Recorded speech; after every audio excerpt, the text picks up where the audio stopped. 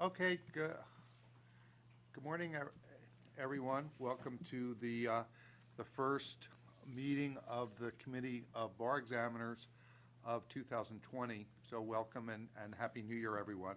I want to take things just a moment, a little bit out of order here because I hadn't looked at this agenda prior, and I would like to, on behalf of all of us, dedicate our meeting today to the memory of Jim Fox, my predecessor as the chair of the Committee of Bar Examiners. Jim, as you know, passed away earlier this month on the 9th, rather suddenly. I spoke with his widow yesterday and told her that we would be, in the way that we can, honoring him at the meeting today. All of us here on the CBE who donate our time to the bar, Jim was really exemplified the value of that and doing it. He's been with the bar for years, and I think most of you know that he was appointed by the court to the Board of Trustees and then became the chair. And from there came to the Committee of Bar Examiners. And I must say, having been volunteering with the bar myself for quite a long time, he just came at the very worst time. There was a lot of issues between the legislature and the bar and the court, and he was a calming influence, which I believe exists today, largely thanks to him. He was, for me, in addition to being a bit of a mentor, I mean, he was the most even-handed diplomatic leader. And sometimes when I sit at these meetings, I think, I wonder what Jim Fox would do. It's hard to fill his shoes. He was just had a way of making everybody feel comfortable and feel heard. And I think that he had committed to another term, with the CBE, and I think he's really going to be missed. So I do open this meeting in his honor. And if there anybody else had anything that they wanted to share about Mr. Fox before we go forward? Amy? So thank you. Welcome, everyone. I think I'm going to agree with a lot of the points that Robbie has made. Jim joined the CBE during a time of vast changes and big ones for the Committee of Bar Examiners. When I learned that I was going to be working alongside Jim, I was very nervous about meeting his expectations and the high standards that he was known for. And my fears were relieved during our initial meeting, at our first meeting, because he's one of the most fair, knowledgeable, consistent, fearless leaders that I've worked with. And this is evidenced by the smooth meetings that the meetings ran smoothly under his leadership, and by the numerous voices that were heard at this table under his leadership. So I'm in awe and admiration about how someone so accomplished and distinguished found a way to come home and make dinner for his family every night, found a way to open these meetings, to attend his grandchildren's events, to volunteer on so many subcommittee events that we needed volunteers for, and to share his wonderful recipes with us. Jim brought wonderful work-life balance to the table, and today we're also sharing fudge to honor the humility, humanity, and collegiality that Jim brought. So thank you for being here. Okay, well, I think that's a great tribute. Thank you, Amy, to start our meeting without one of our most valued members. And also, before we start, while we're talking about staffing, a tip of the hat to Larry Kaplan, who reminded me by email that everyone may not know other transitional news. Luckily, no one else has passed away, but Leah Wilson? Leah Wilson, who was the executive director of the State Bar, resigned last year. So she is no longer on the staff of the State Bar, and her replacement is to be determined. Fortunately, in her interim acting executive director is right here. It's Donna Herskowitz, who will be awesome, but you will not see Leah, although she is remaining with the bar in a more limited capacity as a consultant on certain projects through a consulting firm, I believe, run by her own husband. And I know that she is staying for at least one thing that I'm working on, which is the CAPA committee, where she had a number of awesome contributions. So, and I apologize for not mentioning that at the last meeting, for those that did not know. One more addition, I would say, you know, for all of us on the CBE, we serve the court, we serve the California Supreme Court. The court administers the State Bar, and we assist them through the Board of Trustees. You know, although sometimes, you know, we say, gee whiz, or, you know, are we really making a difference? We are. This is probably the most watched court in the country, and maybe one of the most watched courts in the whole world. So to be a part of the State Bar of California is really something. And the court, who we serve, is represented today by a new face, and that's Mr. Gupta, who I wanted to introduce because he's also awesome. Representing the court today, he is a double bear, as they say, Berkeley undergrad and law school, with a Columbia master's degree in the middle, and has been with the court for some time as a staff attorney and now as the chief principal attorney to our Chief Justice. I mean, it's jaw-dropping. And the person that he replaced is now a First District Court appellate judge. So, wow. And the most amazing thing is that he and I are brothers. It's just like, wow. Can't you tell the relationship? So, welcome, Neil. And, you know, I know we have a very full agenda today, but I see two new staff faces, and because this is a new year, I'm going to be taking the role myself, and I'm going to go around the room, and when it is your turn, I would like you to say who you are, if you are staff, what you do, and if you are an attorney member of the Committee of Bar Examiners, what is your area of practice or expertise, and if you are a public member, what is your area of expertise or interest? I think we all know each other, but I want to remind everyone at this table that this is one of the most impressive group of volunteers at the bar. And I'm celebrating that as we open the new year. So let's just take a moment to introduce ourselves. And there's Patricia right there. I knew I wasn't imagining it. Okay. Carolyn Holmes, won't you be the first person of 2020 to tell who you are and what you do at the bar? Of course. Thanks, Robbie. I'm Caroline Holmes. I work for the Office of General Counsel for the State Bar, and it's my pleasure to provide legal advice to the Committee of Bar Examiners and related committees. And luckily, I have another member of our office joining me to help with all of those duties because we have a really active practice area with admissions here. Thanks, and I'm Ken Holloway with the Office of General Counsel, and as Caroline said, the two of us are going to be sharing the load, and happy to be here and happy to help out. Hi, Paul Kramer, former member of the Board of Governors back when it was called that, I retired a year ago now from the California Energy Commission as a hearing officer. Good morning, Donna Herskowitz, as Robbie shared with you. I'm currently the interim executive director here at the State Bar. Larry Kaplan. I'm a public member of the CBE. I was appointed by the Speaker of the State Assembly.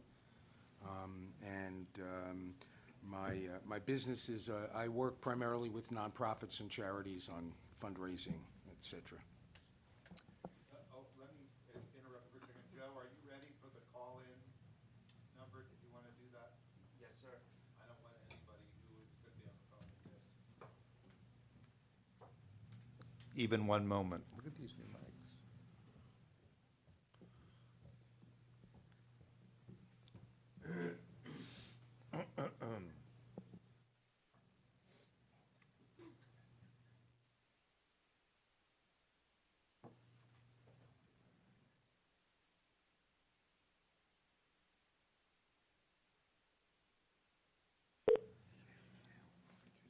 Welcome to Reservationless Plus.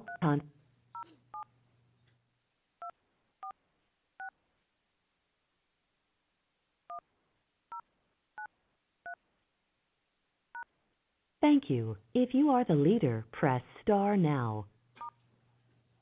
Please enter your leader PIN, followed by the pound or hash sign. To start or join your conference, press 1.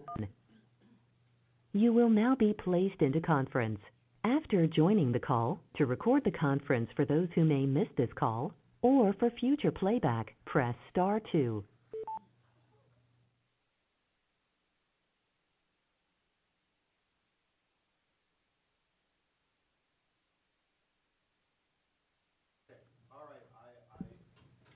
I apologize.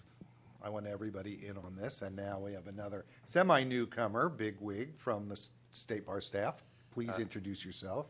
Thanks, Robbie. My name's David Lane. I am State Bar staff. I'm the attorney for moral character determinations, and a large part of my job is to attend the informal conferences that are held for certain moral character applicants. And then, in addition, I provide legal work, legal advice as needed for the moral character folks. And I'm happy to be here. Welcome. So good morning. My name is Tara Clark. I am the program manager for moral character determination. So David and I work closely hand in hand. Good morning, everyone. I'm Christina Dole. I am a program manager with the State Bar of California in the examinations department. Hi, I'm Kim Wong. I'm the State Bar staff, and I'm also the committee coordinator. Good morning, Patricia Villalobos, public member.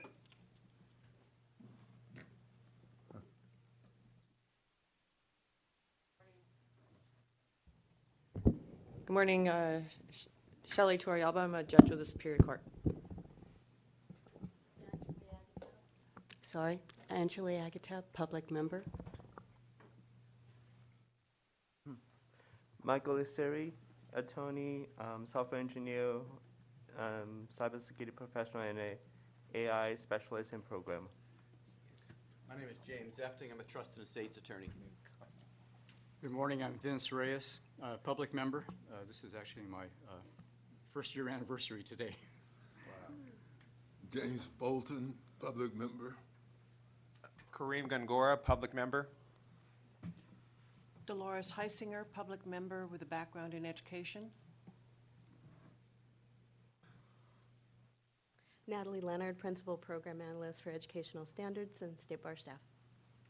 Good morning, everyone. Bethany Peak. I'm an attorney member and I practice civil litigation. Alex Lawrence, public member and background in graduate admissions. Neil Gupta, and Robbie already graciously introduced me, but I just want to say I'm really grateful that I'm here to actually observe one of these meetings. This is the first chance I've had. And really, the work that you folks do is daunting, it's difficult, but what you put out is really fantastic. And the court is really grateful and appreciative for your work and your service. Esther Lynn, attorney member, and my practice is eminent domain. I'm Amy Nunez, the director of the Office of Admissions. Okay, Kim, hopefully that will count as our roll call. And just to fill out, we have two members that are missing today. David Torres, who is a criminal defense attorney and a longtime volunteer with the bar, is in trial waiting on a jury as we speak. And Alex Chan, who is an attorney member in IT, was not able to make it today. So with those two absences, everyone else is present. That's awesome. Is there any public, this is the opportunity for public comment at this time. Is there any member of the public that wishes to comment now? There'll be other opportunities, of course, but okay, then let's move on. I'm sure that we've all devoured the minutes from our last meeting of 2019. Is there a motion to approve those December minutes? Oh, so moved by Ms. Villalobos. Any second? Second by Ms. Heisinger. All in favor? Aye. Any opposed? All right, then their minutes are approved, and we've already recognized Mr. Fox. Okay, so let's, Amy, are you going to be talking about this planning session? Because this is going to be awesome for us. Yes. Oh, He opened it up and. I did. I asked him. Nobody yet. Okay. All right. So good morning. The January planning meeting is a time when the CBE comes together to review accomplishments and based on those accomplishments, plan for future work in the coming year that builds on that. So today, each of the units are going to be describing the functional areas that they cover, the work accomplished in 2019, and plans for the upcoming year. We're also going to be sharing each of the function area goals and with the idea of adding to those goals. And we're also going to be opening it up for any suggestions on training topics that a few were raised at our last meeting. And this is an opportunity to create that list of the various functional areas, training opportunities that we'd like to create. Lastly, one of the things we want to add to that is the Board of Trustees work plan. So each board committee is required to develop a work plan with staff assistants, summarizing any activities that are involved and related to the board's strategic plan that we want to undertake in the coming year. So we have created some suggestions. We shared the strategic plan with everybody as part of this agenda.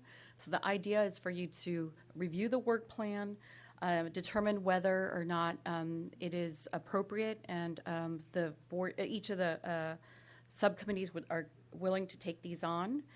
So again, we've identified some of these in the function areas, and we're asking the committee to either approve or modify as you see fit. So we're going to start with various committees. I'm sorry, we're going to start with testing accommodations, and I could take that session. So, yes.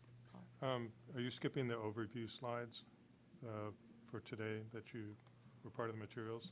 No, we're about to get them open right now. Okay, but there was an overview for all these, and you're skipping and you're going right into one of the units. So we're going to go into each of the units because each one has covered their the area of the board strategic plan that corresponds to them, and the end we're going to look at the full one. Okay. All right. Okay.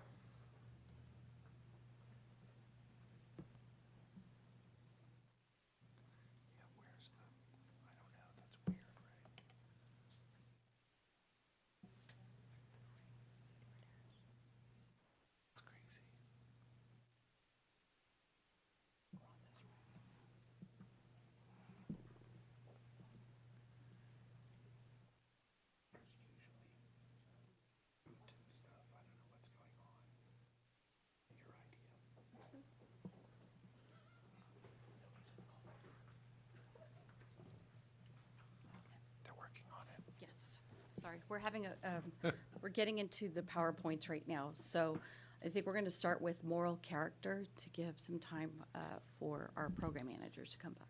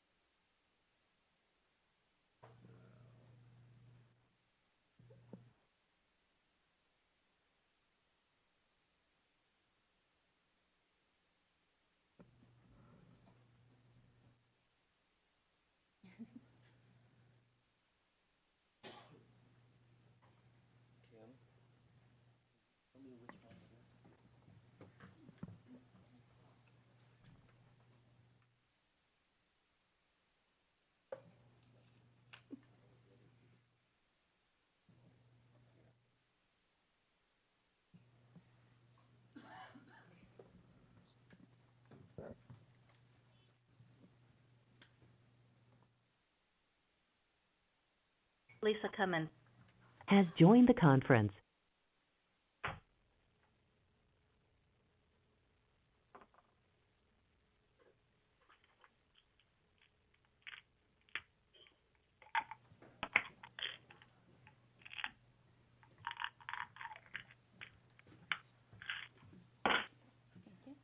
Okay, so thank you, everyone. We have the PowerPoint on the screen now. So we're going to start with moral character. So the committee is responsible for overseeing and administering the policies related to moral character determinations, as well as with the rule changes last year. The committee will also be conducting administrative reviews for those applicants who receive a negative moral character determination from staff. So it's an administrative review that is another level of appeal, essentially, for the applicants that the committee is now able to conduct. Okay. And so here we have our changes implemented in 2019. So the big one I think that everyone is aware of is we have our admissions information management system. That is our online system. So now all of our applications for moral character are submitted online. Previously, they would submit an application online but still have to print out a hard copy and mail it. And the extension application was only a paper application. It was not online. So now applicants are able to do everything electronically, as well as upload any attachments. All of the questionnaires as well to employers, personal references, law schools, those are all sent electronically, so we're getting a lot, many more responses now. So I think there were problems with the mail previously, especially for those applicants who had references overseas. So it's great that we're getting those responses in. It's very helpful for the investigation process.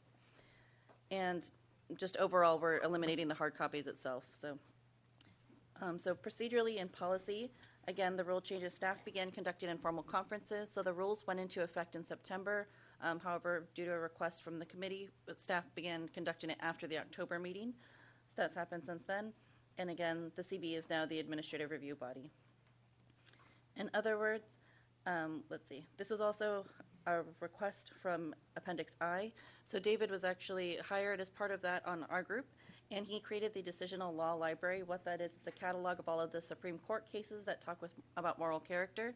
So we're in the final stages right now. He's already cataloged it, we've tested it with staff.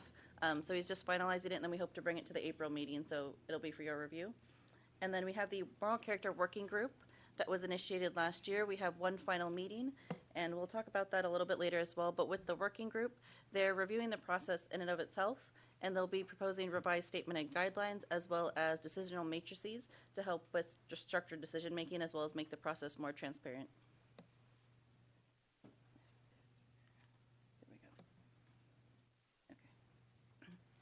So our anticipated changes for this year, again, are related to the Moral Character Working Group and their final products. So right now on the website, we have the general moral character overview. There's a statement and factors. However, the proposed statement and guidelines will give more information for the applicants as to why the moral character process is necessary, what actually goes into the process, what to expect, as well as highlighting some of the topics that we do look at during the investigation. And the decisional matrices are something that we're still finalizing again. That'll be finalized at the February meeting of the working group. And then it'll come to the committee for full approval. But what it'll do is it'll show applicants, staff, law schools, exactly what it is that we're looking at and how it's considered. It's not a guide to the process in and of itself, but it does give much more clarity. So it's not, the feedback we received prior is that the process was confusing, and so this is an attempt to make it more transparent and give some clarity around that. And so after it comes to the CBE, it will go to the Board of Trustees. So we're hoping in late next year, maybe fall, is when staff will be able to implement those new materials. With the Admissions Information Management System, so AIMS, some of the processes that we had before that were automated became manual. So now with this round of AIMS remediation, we have Solemn back.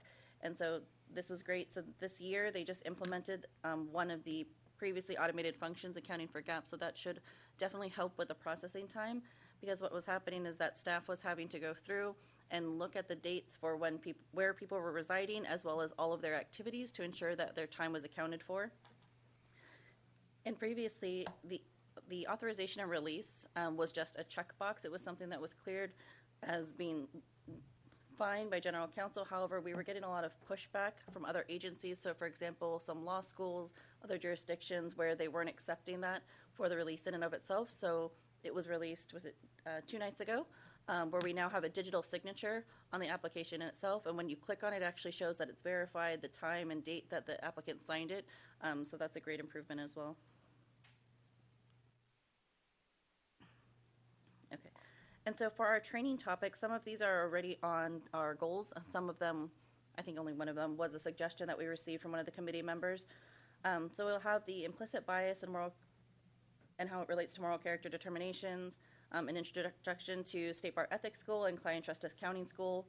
And those are important because when we do ask applicants to attend those as part of their abeyance, so that way the committee is aware of what the focus is. And then I believe this one came from Kareem, is potentially having Debbie Muckamel, who's part of the Moral Character Working Group, presenting about expanding access to the legal profession for those with criminal records.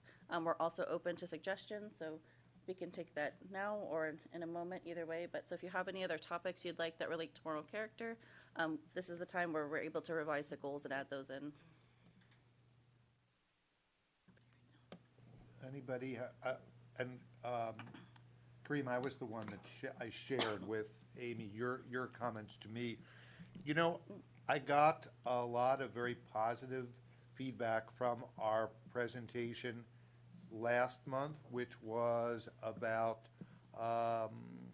sexual abuse victims and how that related to moral character. I thought that was of great value to us, no matter what role we play, whether it's a more reduced or an enhanced one in moral character determinations. I think there's some real value for, can you go back to that topic page? I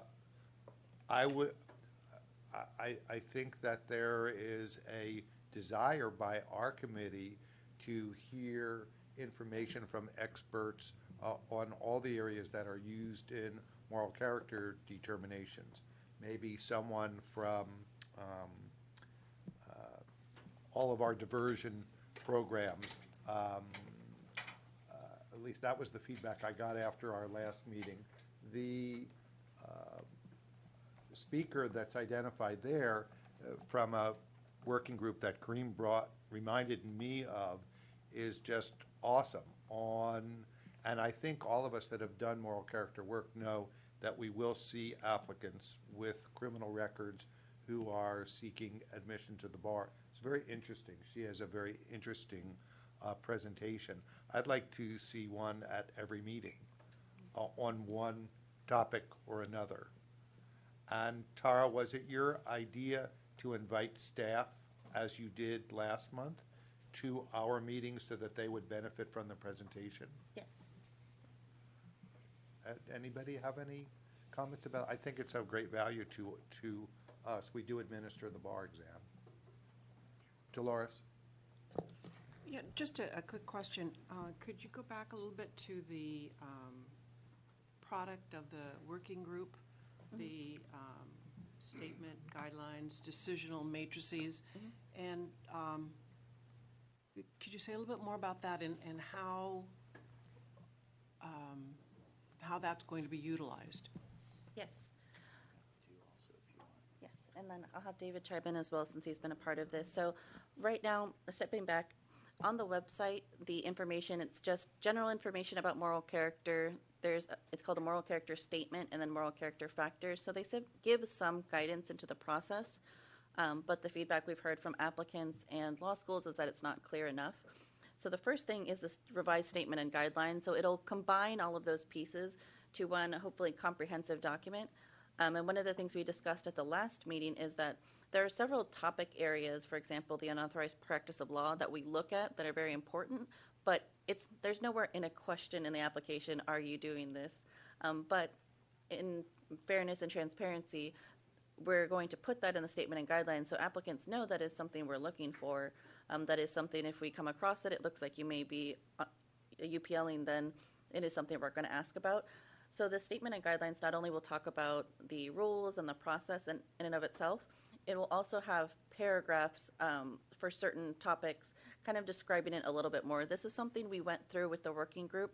There were some states that had this where they enumerated more than just a list, and some didn't. So the working group felt that including all of those would be very helpful to give more context. And then in the statement and guidelines itself, there'll be just a small blurb about the decisional matrices, that they're guiding principles essentially, and it's not that it's binding. It's not going to say if you have one DUI, then yes, but it does let you know how something is considered. So for example, municipal violations are listed as a category, but it's something that we have is seldom relevant unless they're aggravating factors. So unless somebody has something 10, 20 times, then it's not really to be anything concerned about. So for example, when we go to the law school, sometimes applicants would think they have one speeding ticket, they have a divorce, something of that nature, and they worry that will, for some reason, negatively impact them. So it's trying to ease some of those fears as well. So the matrices in and of itself, there are 4, I believe, 4 of them. So they're based on the values from moral character. And I don't have them memorized off the top of my head as they are written, but so one of them is respect for and obedience to the law. So that one discusses its criminal history and how that's considered. Another one is honesty, candor, truthfulness, and I think there's one word I'm missing, but so that one we have things like honor code violations where somebody might plagiarize or things of that nature. Another is respect for and obedience for others. For the rights of others. And so there we talked about the courts. So if there's a court sanction as an attorney, if you're disciplined, how that's considered. Another one is the fiscal responsibility, I believe, off the top of my head. So what it'll be, we're still working out how it will be presented on the website itself, but we want this to be available to applicants before they even apply. So that way before they apply, they know what it is we're looking for going into it. So it should be, we've started talking with our communications department, but it sounds like it's going to be quite a process to get it how we want on the website. So we're trying to figure it out, but we want it to be something that's readily accessible, easy to understand, and it's just forward-facing for the public. So. Yeah, maybe I can just echo a couple of points. So these matrices we're referring to, picture a word table or something like it, or some sort of spreadsheet. And then along one of the columns, it has various acts of conduct or misconduct, as the case may be. One DUI 6 years ago with a 0.08 blood alcohol content. You'll be able to look at that act and then get an idea from looking at how it correlates to the rest of the table, how we generally approach that when it comes up during the moral character process. That said, every applicant, of course, is different from every other applicant. This is not an algorithm. It's not a binding mathematical formula, but it at least gives people a general idea of how we approach these things. One of the main goals of the Moral Character Working Group was to provide transparency. There were concerns expressed by folks of people who even would hesitate to apply to law school in the first place, thinking, well, I have this criminal background, for example, or maybe I have some massive debt in default, and so why bother? And so frankly, we want to reassure people that, number one, there's no single act of misconduct that per se will keep you from getting a law license in California, given the correct amount of rehabilitative activity you engage in.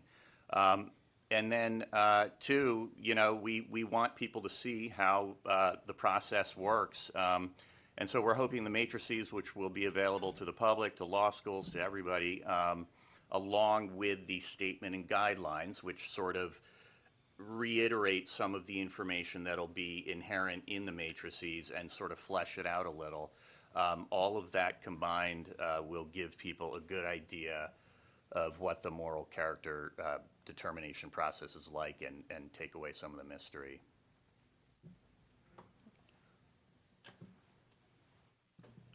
Okay, thank you. Anybody have any other comments? I want to ask Tara, since you've been on this program, just to give us, especially newer members, put this in perspective, what percent of applicants for the bar go into your different levels of review, all the way up to the ones that we're going to look at today? Is it, let's say, if we get 20,000 applicants in a year, what percent are reviewed and at what stage in your office? Mm-hmm. I would say approximately 50% are cleared with minimal to no notable information, no additional information needed once we have the complete application. Let's see. 50, did you say? I would say about 50. And then, so then the investigators can clear ones where there are issues, but not severe. So maybe one DUI where they're no longer on probation, or another criminal act where, again, the probation's complete, it wasn't in law school, things of that nature. So I would say maybe about, 25%. It's a minimal number of folks that make it all the way up to my level and even to an informal conference. And we did this looking back, so not including last year, 2019, but for the working group, it's less than 1% of the applicants each year that are actually denied a positive moral character determination. And then since staff has taken over, we've only had 2 administrative hearings, and we'll talk about those in closed session, but so it's a fraction of the amount of applicants that are actually ever denied a positive moral character determination. I think the math is about 2 to 3% that go to an informal conference. Okay, thank you. All right, thanks. Anything else on moral character? Oh, Larry. I just want to say, I've been participating in the working group, and I think these guys are doing a great job. I'm very happy with the changes that they're implementing. I was really concerned when I first started about transparency and fairness and the lack of consistency, and they've really addressed a lot of those issues, at least in my opinion. Awesome. Okay. So are we ready for our next I think category? we just have 2 more slides. Oh, I'm sorry. Okay, so these are our current goals as they stand, the goals that we've approved previously. So again, if anybody has any suggestions that we'd like to add, now's our opportunity to do so. We can continue to do this later as well, but so I did hear from Robbie that we would like to add more presentations. I think you said the other abeyance group, so we can bring LAP in as well to do a presentation. They're one of the ones that's not represented currently, but does anyone have anything else they would like to add to our goals? So we have, in April, we will be presenting the final work products of the moral character working group, so the statement and guidelines and the decisional matrices. David already did the UPL presentation. We had the sexual assault and survivor response presentation last time, and then we have just kind of the broad additional training, but if there's anything specific you'd like to add, we're happy to do so now. Yes, thank you, Mr. Chair. Tara and David, great work on all of this. I'm interested in seeing what the progress would be for Ames. Some of the things that we have to decide here is extending people's timelines, right?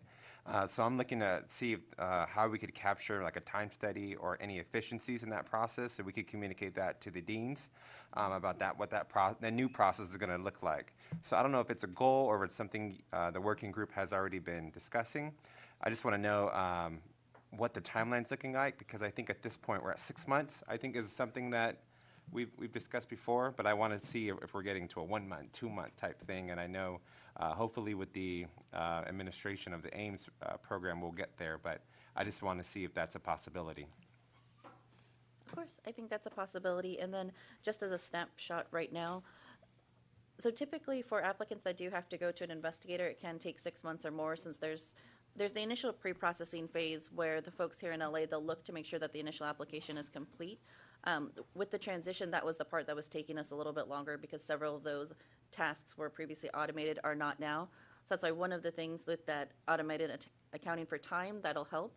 I haven't checked this morning, but when I checked earlier this week, we were down to about 2 months, or like 2 months and a week for that initial review. So it's the sooner that pre-processing is able to complete that review, the sooner it goes into the investigator queue, and then they're able to claim it and then start working on it and do that additional research. But that's something we can definitely add, looking at overall how Ames could help with and that it. brings up another thought. I don't know, Natalie, I know for CS BARS if we could put this on our agenda for that, to communicate to the deans as well, the progress on this, or do we have deans already accessible on that? Okay.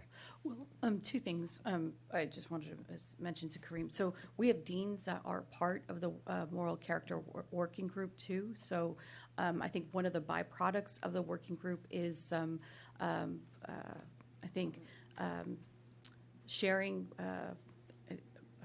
best practices when it comes to moral character, things that they could share with their staff. And I think timelines is going to be part of that, so that we have some understanding of what we do here internally. The other thing is that one of the metrics that is tracked by the Board of Trustees when it comes to moral character is looking at how long it takes to get to the initial review of a case. So the metric itself asks that we, in the Office of Admissions, complete review within the first 60 days of cases for at least 80% of our cases is the strategic goal. Right now, we are about to report on our last fourth quarter. We have not been able to reach that goal, but that is something that we are aspiring to. So again, it's doing the initial review of cases within the first 60 days of receipt. Thank you very much. Tara, I think you mentioned that a potential speaker in the future might be someone from LAP, which would be good, because in many of the sessions that I sat in, we would refer people to LAP. And for myself, not knowing exactly what goes on in the rehabilitative process. So it'd be important to know what goes on there, what are general sessions, are there customized sort of counseling and things like that that go on, so that we, I guess, would feel more assured that when we send somebody there, what exactly is that program and all the steps that they have to go through. Of course, thank you.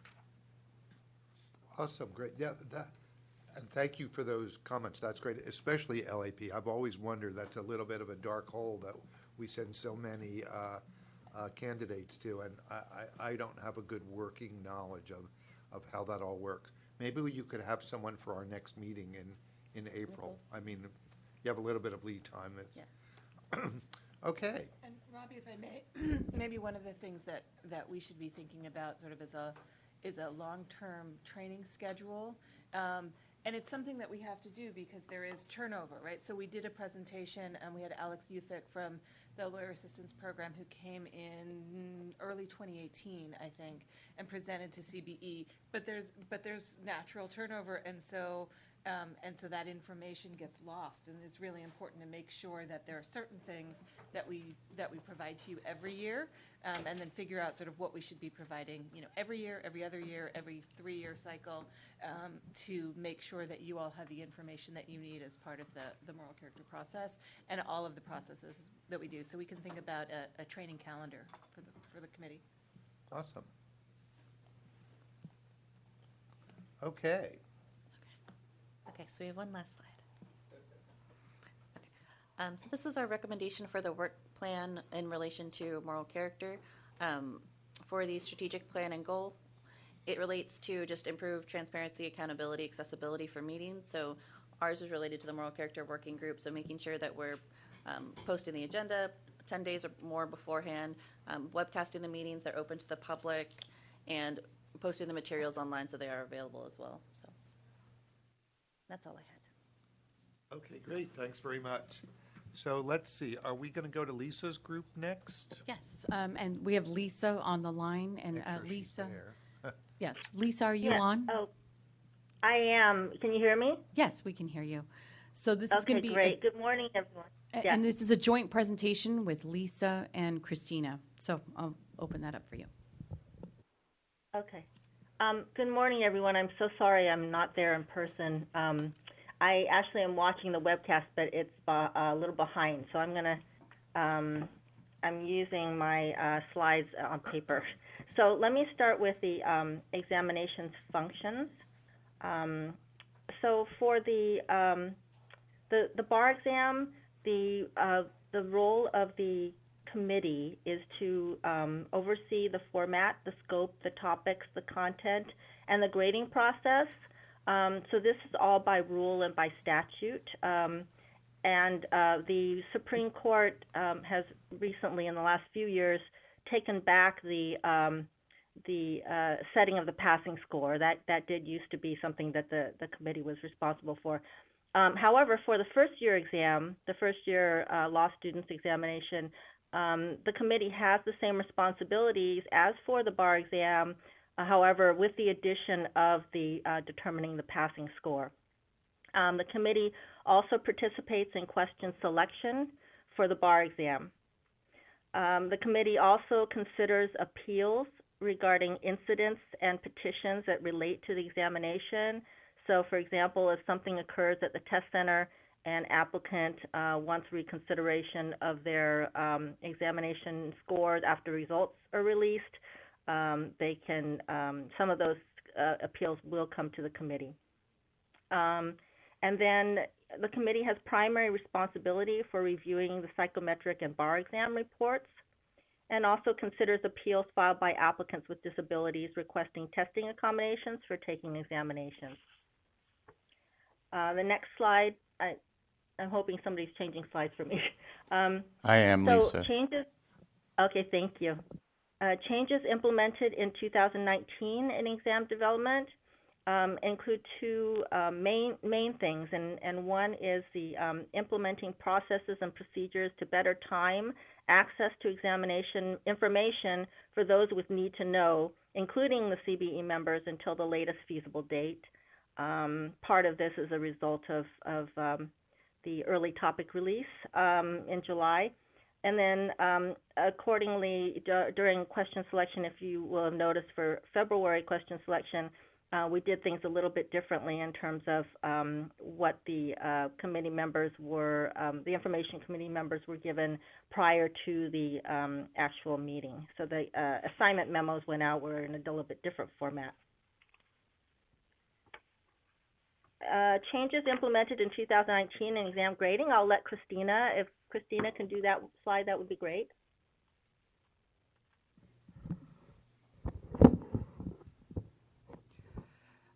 So we've done a lot of different changes to grading because the largest fact is that we no longer print the actual answers.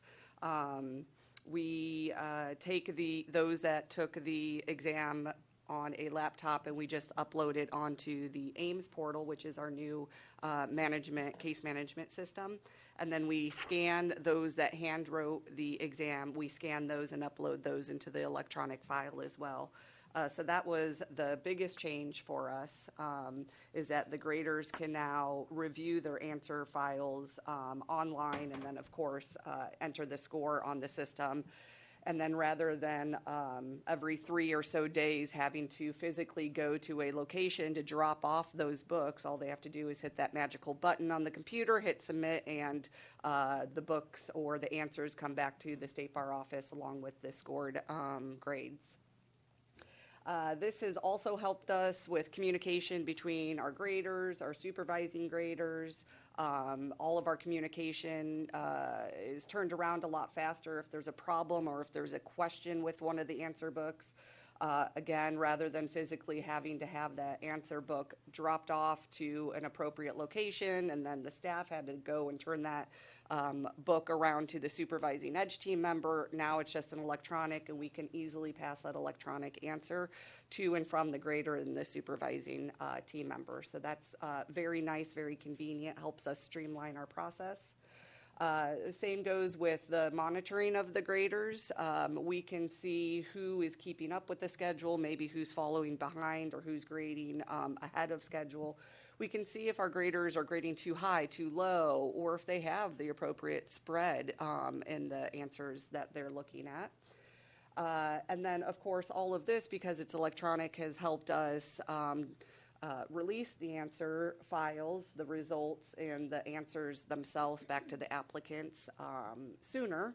So on whatever Friday of release of results, we used to sit there and print thousands of result letters, fold them, stuff them, and mail them. Well, now that Friday, all we have to do is hit that magical button, and the applicants at 6 p.m. will have their answers, will have their results released to them. So less waiting time, less anxious for them as well. And then, of course, with all this new training, our new systems, we did a lot of training with examination staff at the State Bar, the graders, the supervisors, of course, with the CBE members themselves. And Lisa, I think I captured that whole slide. Okay, great. Thank you. So the next slide is changes implemented in 2019 for testing accommodations. So we also went to the AIMS system. So now there are the testing accommodations petitions and correspondence with the applicants are done via AIMS, which has helped a lot in terms of the speediness with which we can do things, as well as before we had to have everything on paper. So the paper slowed us down a bit. So this was a big change and a big advantage, I think, now. And then electronic receipt and review of petitions, which I've sort of already gone through, and supporting documentation. There's also more efficient assignment of cases. Used to be that there were, each applicant had a green file, and the green files were circulated around the office, and now we all have access to the AIMS system so that we have more efficient access and assignment of cases, and more efficient monitoring and tracking of applications. And we have all kinds of nice pie charts and things like that to see what the progress is. So it's very nice. And we do still have some paper petitions. There are some people who either prefer to do things on paper or don't have access or don't have easy access to a computer. So we do have some paper petitions that we still process, but they are greatly reduced. So next slide, changes anticipated in 2020 in examination development. We did have a new EDGE team member come on. The EDGE team members they do have maximum terms of 15 years, so 5 3-year terms. And so we had one EDGE team member go off and one new EDGE team member hired on. However, we have implemented a new apprentice EDGE team member program that there are 2 that we've hired. And part of the purpose is to have people who are trained and have good access to how examination development is done, because the EDGE team members do have dual functions. They have supervisory functions on grading, but they also are heavily involved in examination development. And so a lot of times these graders who have been around for a long time that get hired onto the EDGE team have not necessarily had a lot of exposure to that examination development side. And so the apprentice EDGE team members will be given a lot of exposure to that, and so they'll be able to, if they are hired on later as actual EDGE team members, they have the experience and the exposure. So there's, and that's part of, and also the intent is to deliver enhanced training for new and existing EDGE team members. That's part of that whole idea also. And then in conjunction with COAF, we are working on identifying and implementing ways in which diversity and inclusion principles can be institutionalized in the bar exam development, and that, I believe, is also part of one of the strategic plan goals. We've also are looking into the development and implementation of a sampling plan of some sort into the consideration of the question topics to be selected for each bar exam. And that was an outgrowth of a recommendation that was made for the Appendix I. And so that is something that you will be seeing in one of your upcoming meetings. And then improvement of the State Bar's collaboration website to enhance electronic receipt and review of questions by the EDGE team and more efficient monitoring and tracking of question drafts. So that's one thing that we're working on too, is enhancing and making that system better. Training topics for 2020, the next slide. For examination grading, we're looking at developing policies and procedures and guidelines for exam reconsideration requests. And I know this is something that we had brought to the committee probably, it's been a while, and we just have staff needs to develop some proposed guidelines and rules, and we will be bringing that back to the committee for your consideration. And then some presentation, some training we are looking at hopefully providing, including presentation on the scaling methodology used in grading, as well as a presentation on phase grading system for the California bar exam. I believe some committee members asked for that last meeting.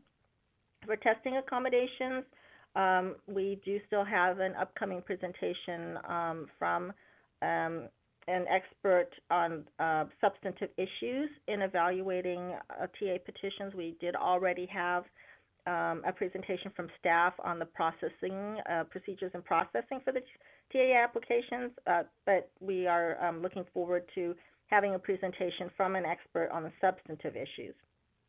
And then for examination development, a presentation from the examination development and grading team, someone from the EDGE team, on question editing. And I also welcome any other suggestions that committee members may have in terms of things they might want to learn more about for for training, whether 2020. Next slide. The current goals. We have an evaluation of the examination and development process. So as I mentioned, we will consider using a sampling plan for selection of the bar exam topics. We also will be considering the CAPA study, which is ongoing but nearing an end, and the impact on bar exam development. That also is slated for an upcoming meeting. And consider additional studies to be done post-CAPA, for example, a new content validation study. And then consider next steps with regard to conducting additional studies relative to content format and the passing score for the California bar examination. That's always sort of on the goals, but also the Supreme Court now has added a layer to that in requiring at least I think a cut score study every 7 years, and I think the last time we had one was 2017 at a minimum. And then evaluation of the results of the 2-day bar exam on pass rates and costs. So we've already had our psychometrician, Dr. Roger Bolas, come, I believe it was the December meeting, to talk about the 2-day bar exam, the substantive part of it, but we are also awaiting the analysis of the costs cost impact of the 2-day bar exam, and that is also going to be presented to the committee in an upcoming meeting, I believe next meeting.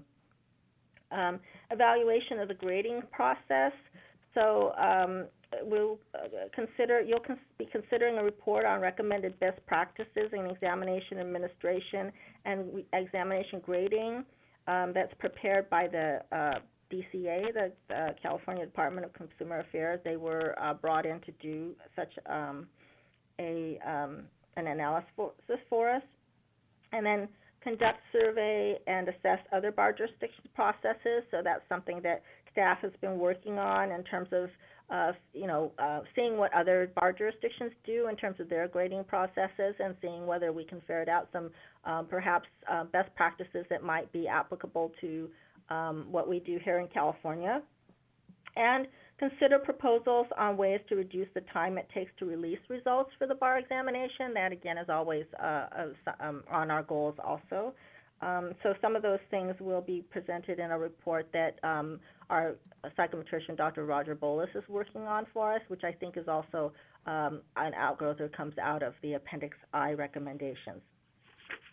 And then the last slide is the recommendation for work plan for examinations, and some of these I've already touched on in my prior slides, but we've tied them in this slide to the strategic plan goals and objectives.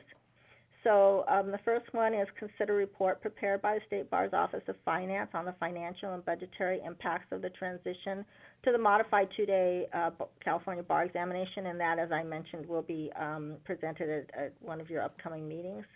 It looks like April here on the slide. And then the next objective is Goal 2 objective.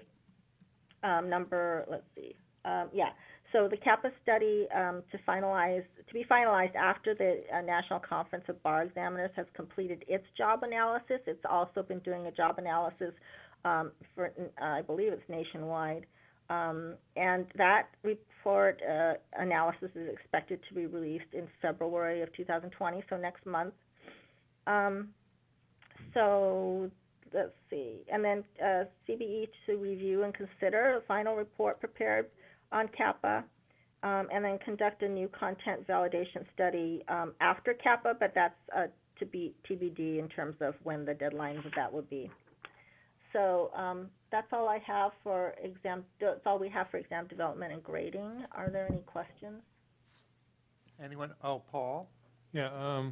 So Lisa, the term sampling plan isn't really. Well, could you explain that a little more, what you're looking to achieve with that? Yeah, I think so. We're working with ORIA, the Office of Research and Institutional Accountability at the State Bar, and with Ron B. And I think what he is looking at is some kind of a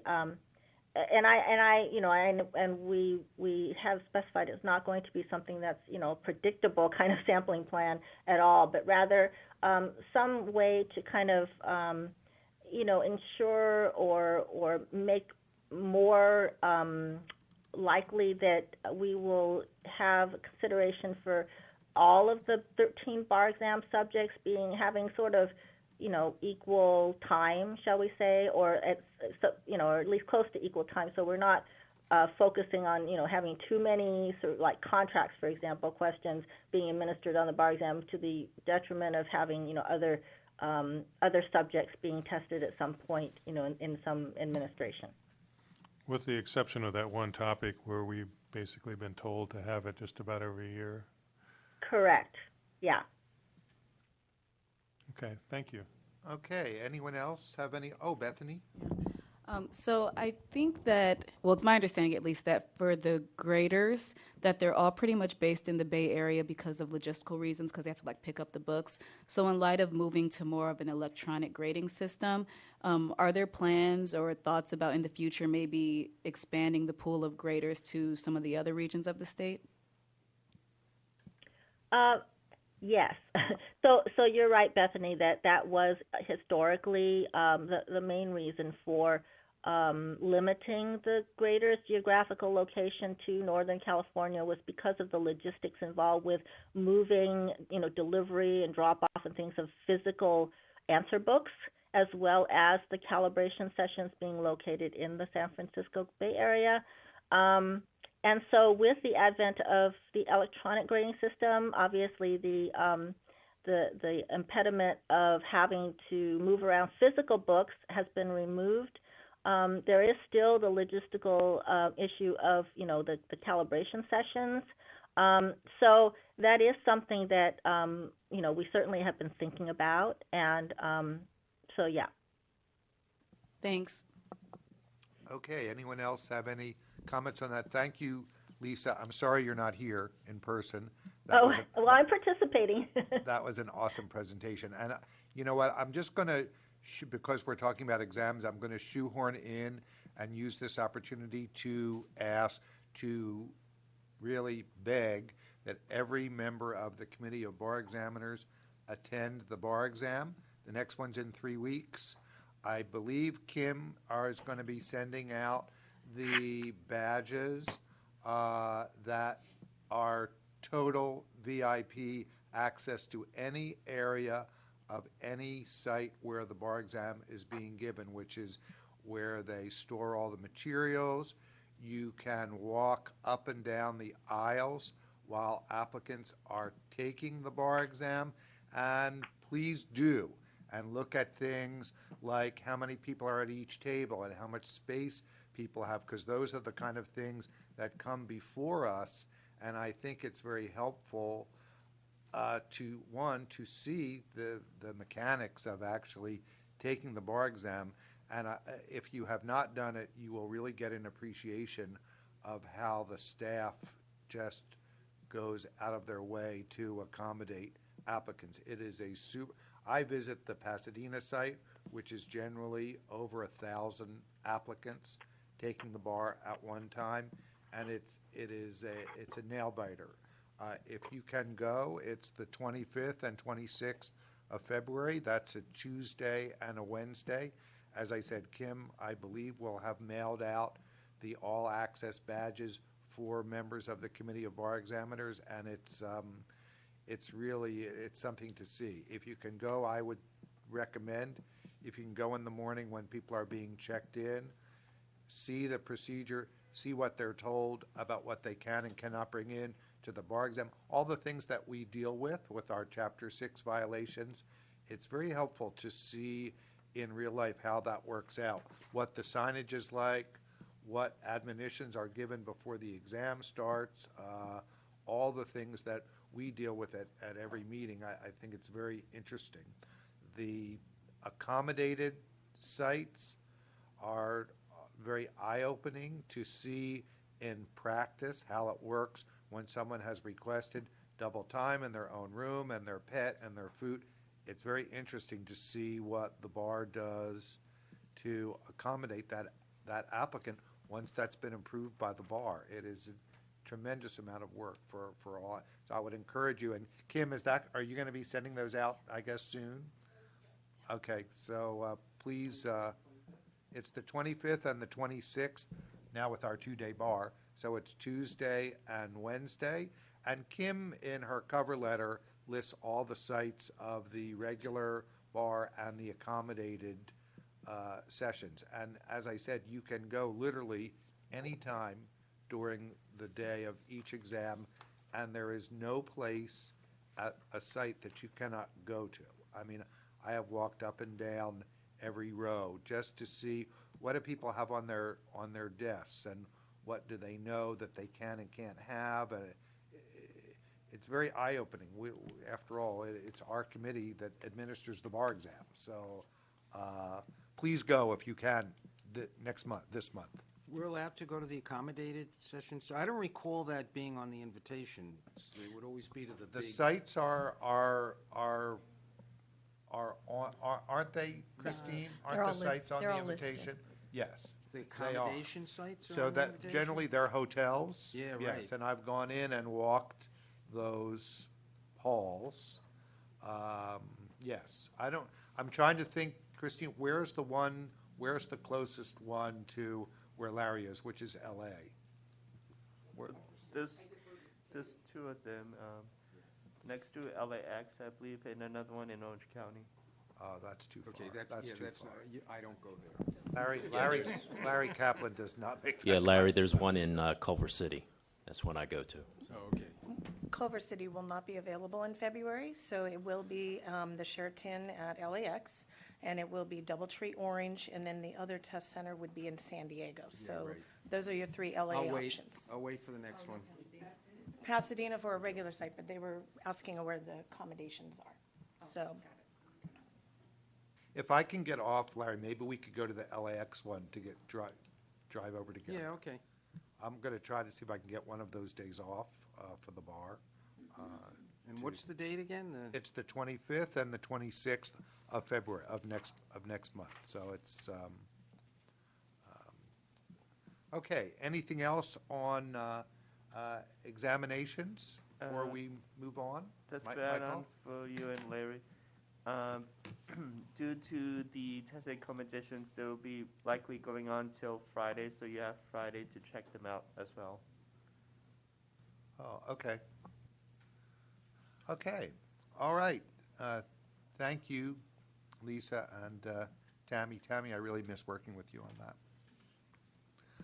So we can move on now to what? Who is next in our cavalcade here? O&M?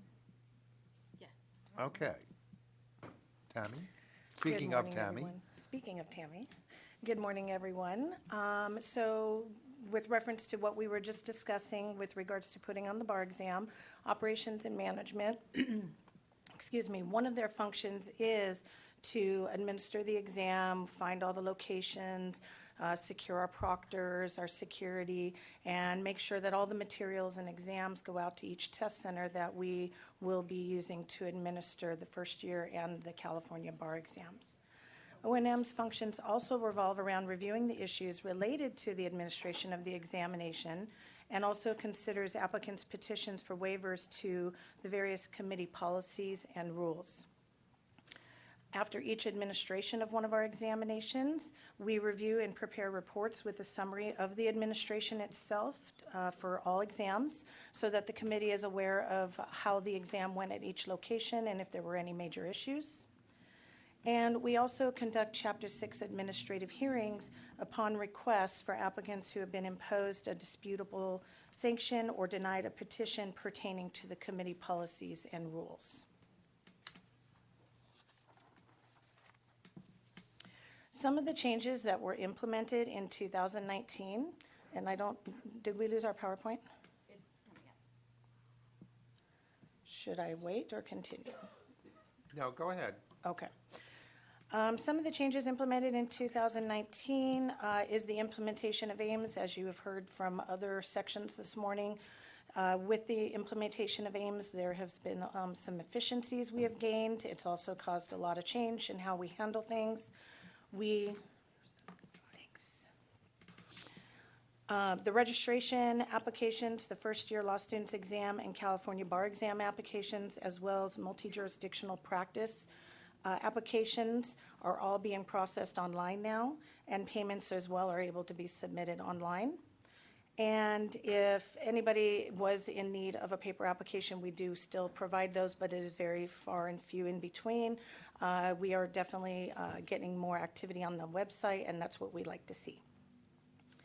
We do have all of the electronic receipt and review of applications is being done in office online now. Speedier review, it's making it quicker for us to review these applications. It allows us to monitor what applications are coming through. We can see what applicants are doing when they're working on their applications and tracking what's incoming to us so that we're able to try to identify what our workload will be. We've had the elimination of paper applications, like I mentioned. Applicants are also able to upload their documents directly to their portal for processing. And reduction of outgoing mail and postage due to direct communication with applicants through the applicant portal has been a big thing for us. I can't even say how much volume of mail we used to send out, and we have seen a humongous decrease in that because everything is being done through the portal now.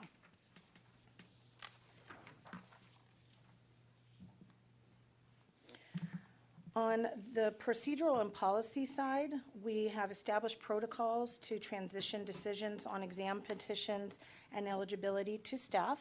So those requests still will come to staff directly, and we will make the initial determination. And at that point, if there is an appeal, then it will come to the CBE. Staff began conducting the review of Chapter 6 violations and waiver of committee rules and policies in October or November of last year. And of course, it was transitioned over to the CBE now to be the appeal review body.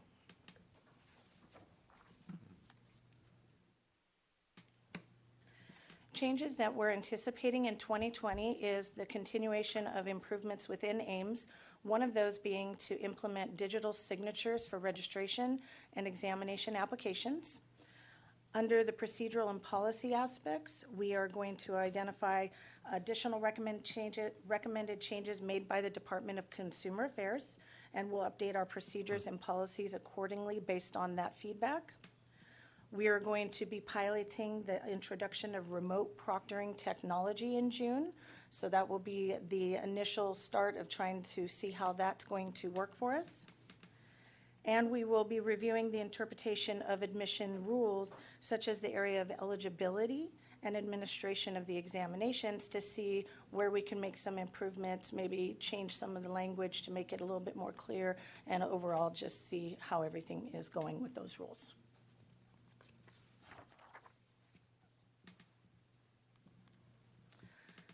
And on other changes for 2020, we are looking at completing the production of the various admission training videos that were on the following topics, which was an online video on preparing to take the bar exam for applicants, and a proctor training video so their proctors could watch this video prior to the exam and know what to expect when they're going to work at an examination.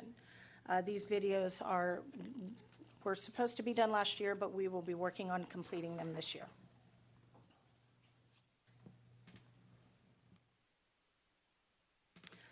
So with our current goals, we currently, on a monthly basis, are usually providing updates on the status of the admissions information management system to see how that's going. We are also ongoing considering appeals seeking waivers of the committee's administrative related policies, procedures, and rules. We are doing the review of the reports for the 2 first-year law students exam and the 2 California bar exams each year. Those are usually done in they were done in December of 19, and we have another one coming up in August of 2020 for this go-around. We will review the report on the financial impact of the modified 2-day California bar exam, which was to be done after the new examination format was administered for 2 years. Our anticipated date for that was March of 2020. However, our next CBE meeting is in April, so that will be shifted to the April 2020 meeting.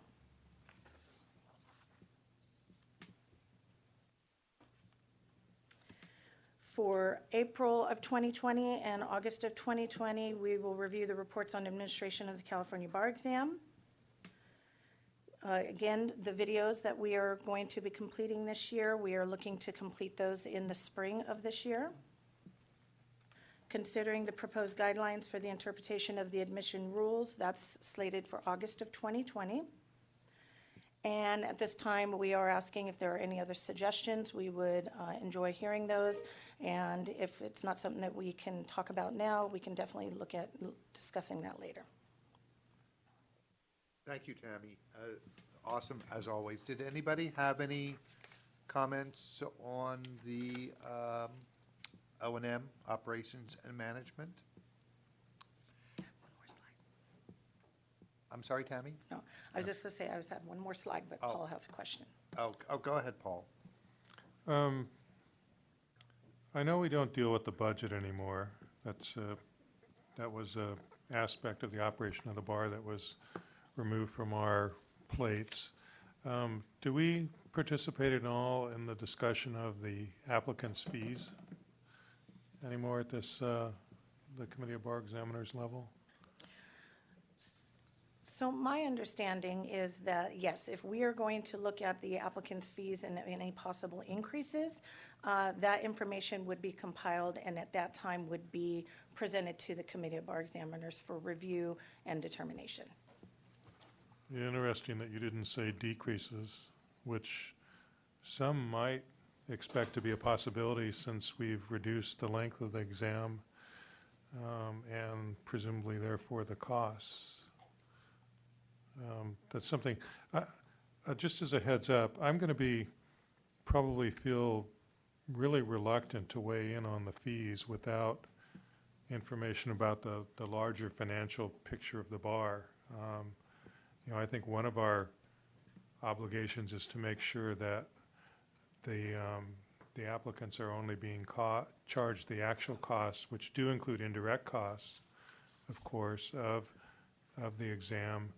But without the broader picture, I don't know that I can really say that with any confidence that I can really endorse the numbers that are just put before me.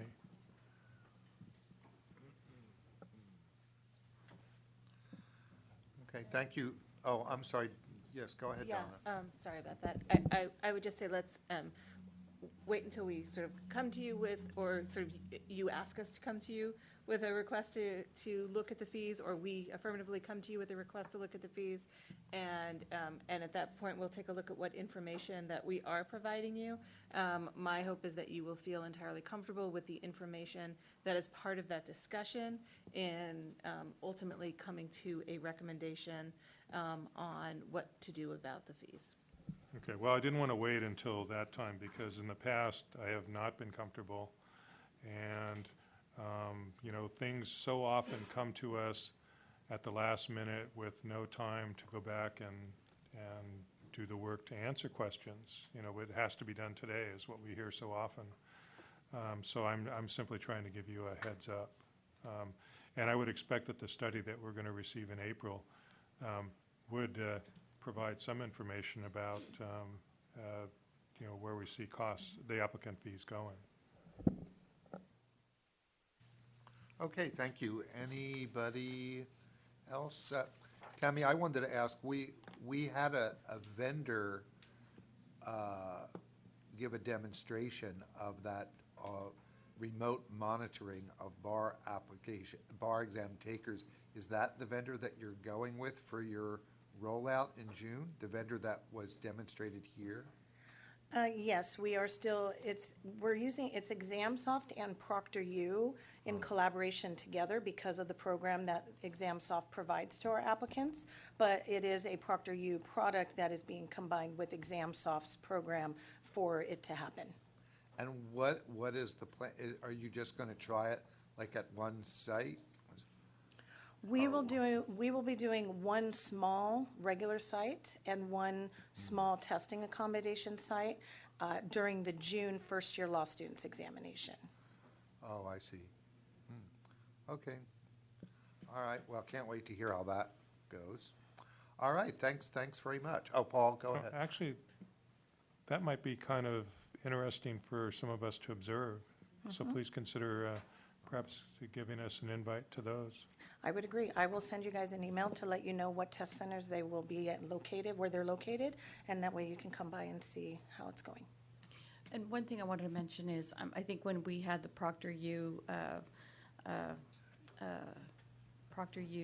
testing that happened here, it became clear to us that we needed to expedite the registration process for applicants. And that's how ExamSoft and ProctorU came together.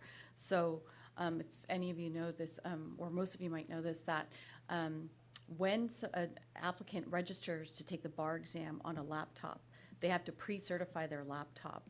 And one of the things that we've been working on is having the login process be part of that certification. So the time that it took during that demonstration to get into the system and to certify that the applicant, that will have been handled already through the certification process that people are already going through now. So some things are just being worked on already. Okay. All right. Thank you, Tammy. One more slide, real quick. Oh, I'm sorry. That's okay. I keep cutting everybody off with their one more slide thing. So the last slide is the recommendation for the work plan for operations and management for moving forward.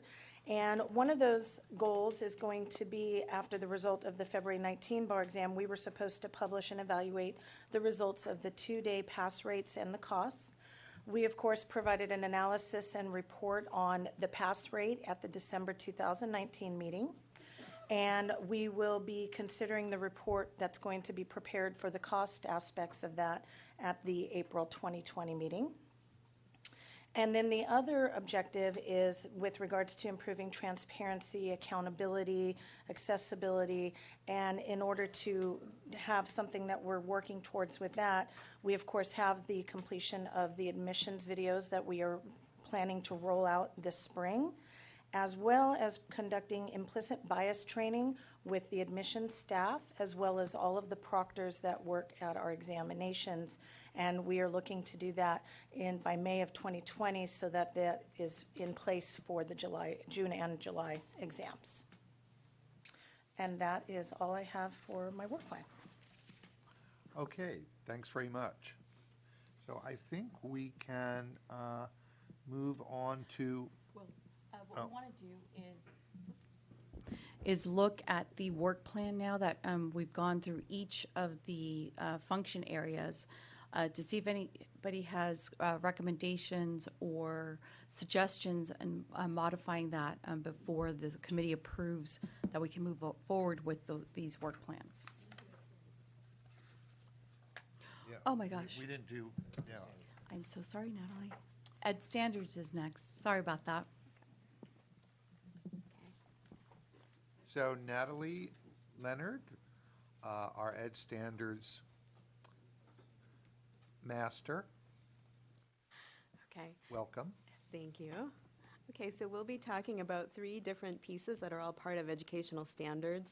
Of course, the work of educational standards here at the committee, and also the 2 outside committees that this committee appoints, thank you, to assist you in your work, the Committee on State Bar Accredited and Registered Schools, as well as the Law School Council.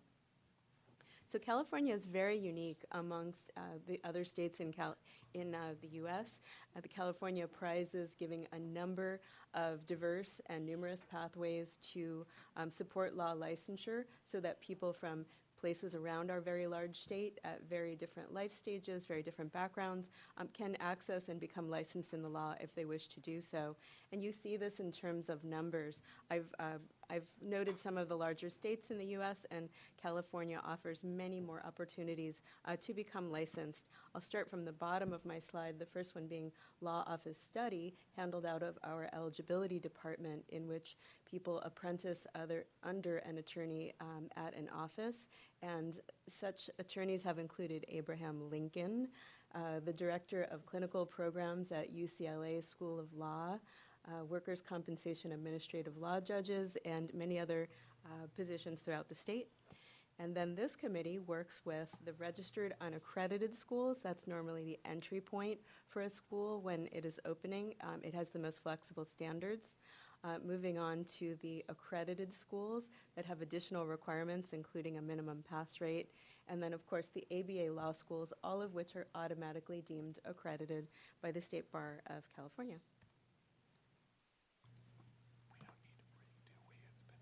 You have 2 committees, and they were reconstituted this year and divided by function and subject matter interest. These committees are the Law School Council, which are composed of 7 ABA deans or administrators, and the Committee on State Bar Registered and Accredited and Registered Schools, which is composed of a combination of CAL's accredited deans, registered deans, members of the Committee of Bar Examiners, and accreditation experts. And this year we're very lucky to have Greg Murphy, an expert on accreditation who has served on the ABA section on legal education for many years, as well as the State Bar Kappa study. So he's very familiar with the work of California, but also very familiar with the work of the ABA, and his insight has been very valuable. Oh, thank you. Oh, yeah, thanks. Here, this will try. Yeah. Natalie, let me stop you for a second, because all ears are glued to you, but does anybody want to take a 5-minute break? We've been going for more than 90 minutes. It's not supposed to be a jail. Yeah, okay, let's do that. We have quite a, long meeting today, quite a lot that we want to cover today, but let's take 5 minutes to stretch our legs and use the restroom and meet back here I was actually thinking that myself. shortly. Thanks. 10:45, according to my boss here.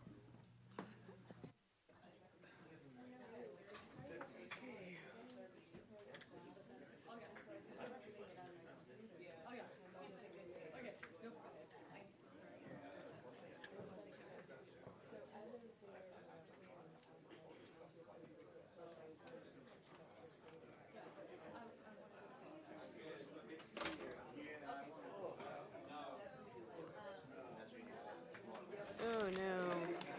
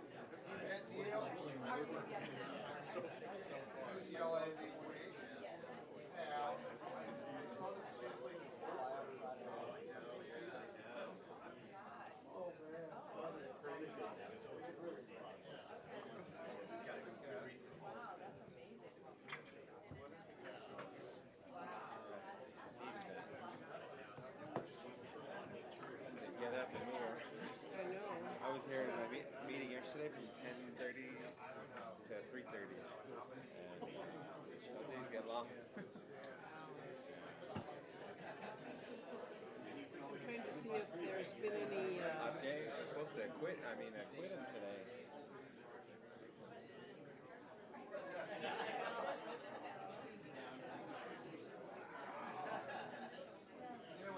well, they have 2 Republican votes. I think we're waiting to see if they got a third.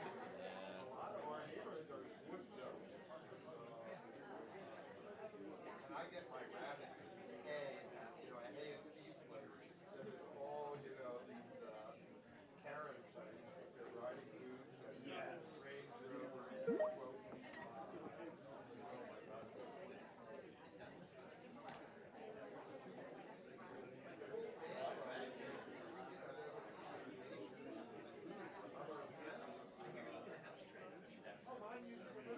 What about the other senator from Utah? Mitt Romney? Yeah, the other one. The junior senator. I don't know the other one, I just know. But why isn't, but he's also a Republican. Why doesn't he vote with Romney? Let's quit our jobs, get some PC, get your parents' jobs.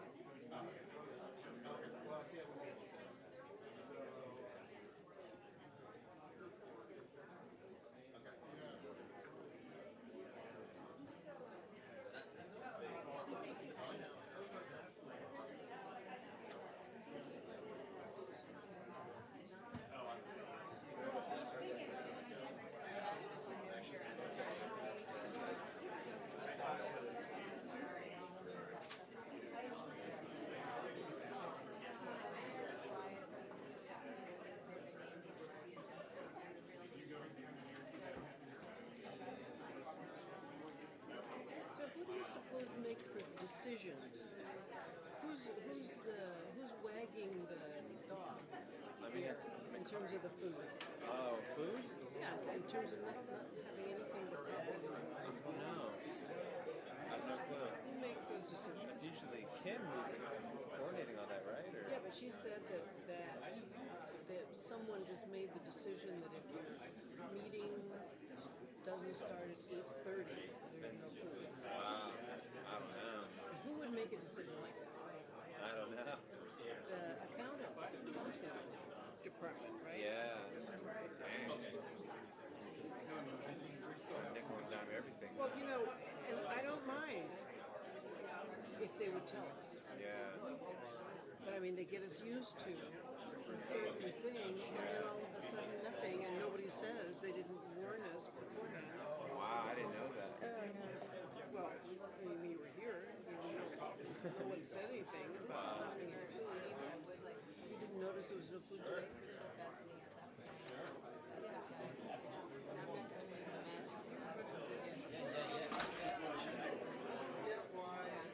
So Natalie, I was trying to find the email, but I couldn't find it on my phone. A while back, and it's been a while now, probably been a good month, I did email you in response to potential dates availability. Yes. And I never heard back from you, and your assistant was here asking, but I don't have my calendar with me. Okay, and But that's... I did send you, I sent you when I was available.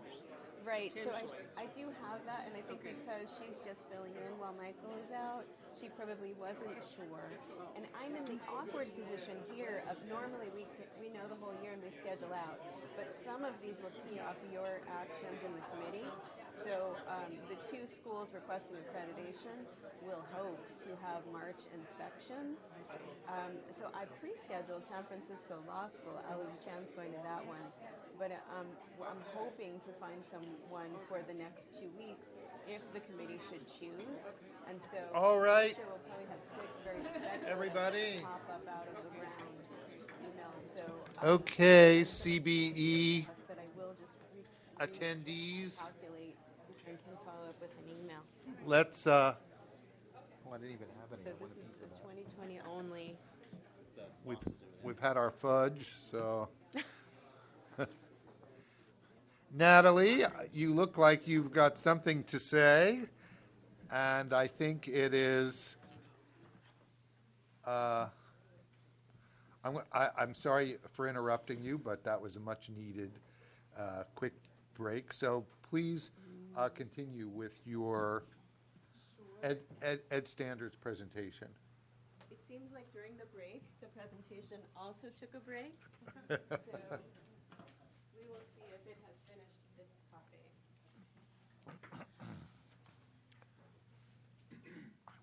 Okay.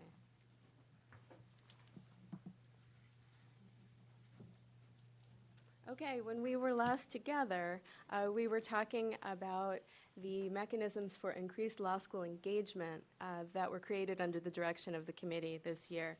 The first one is the Law School Council, which focuses on ABA concerns. It's composed of 7 ABA deans or administrators. And then the second is the Committee on State Bar Accredited and Registered Schools. That previously had representation only from the accredited schools. This year added the registered schools.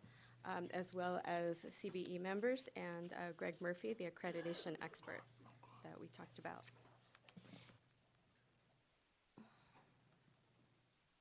Okay.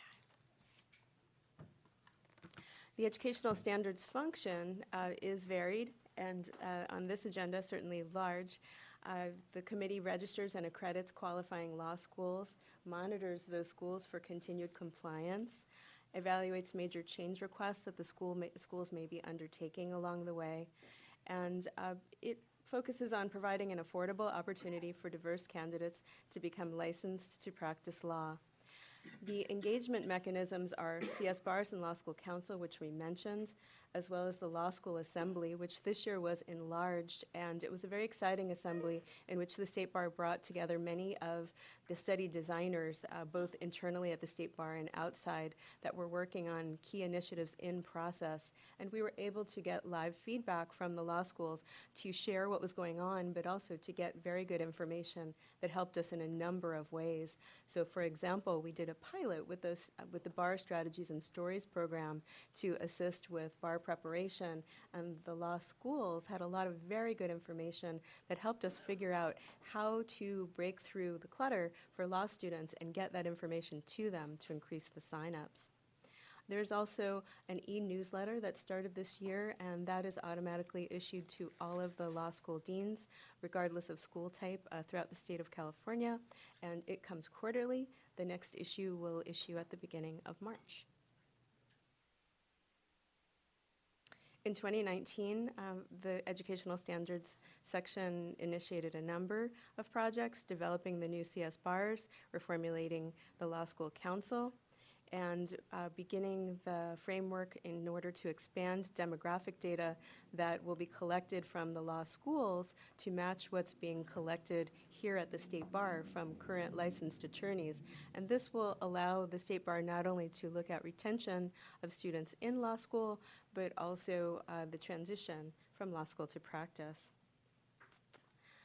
We also have started our transition toward electronic data. The Educational Standards Program is not yet on the AIMS system for reasons that we'll talk about in a minute. The rules are being reformulated, but materials are now submitted electronically. We're laying a foundation to move forward in the future, and all of the motions that you see today were also submitted electronically. Today, you'll also see the implementation of a project that has been several years in the making, the possibility of accreditation of fully online law schools. So at this point, the state of California is the only state in the country that will allow the possibility of accreditation of a fully online program. The state of California has had fully online programs in a registered format for a number of years, but the accredited status will be new. and we talked a little bit about the Law School Assembly and the e-newsletter. In 2020, we anticipate a number of changes.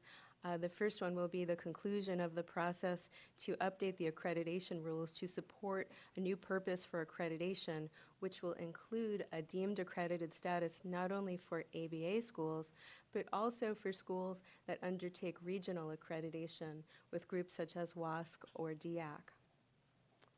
In addition, we will see the start of the online JD programs, possibly as soon as the summer or this fall. We'll see the actual collection of the demographic data that we've been planning for a period of time. And as part of that, we'll also see an enhanced electronic submission of the annual report that schools will submit in the fall. We hope that it will make the process easy and accurate for the schools, and we will be bringing that material to CS BARS for feedback to get the best result possible. In addition, we're working with the schools to validate the data that the State Bar is collecting versus the data that the schools are collecting to make sure that we look at measures with consistent lenses so that we can better compare data. In addition, we continue to be interested in mandatory accreditation and may pursue that at the appropriate time. Potential training topics include a deep dive into the rules revision, and also in conjunction with the move to an expansion of online education, perhaps a perspective of millennial law students and lawyers. How has practice changed these days, and how has technology how has technology affected the training and also the practice in the law? And we would be open to other suggestions that you may have for training as well.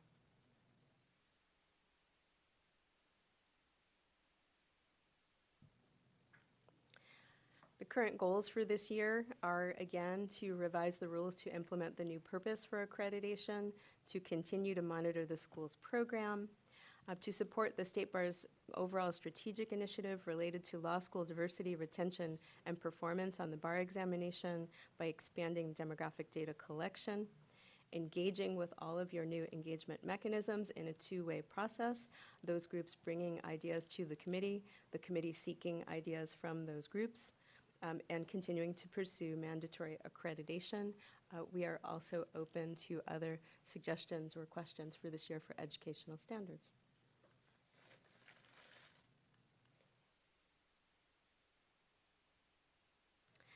As for the work plan, it really just codifies these initiatives that we talked about and ties the work plan to some of the overall State Bar goal objectives. Goal 2 relates to the implementation of AIMS. While educational standards is not yet on the AIMS system, the foundation has been laid to move at the appropriate time.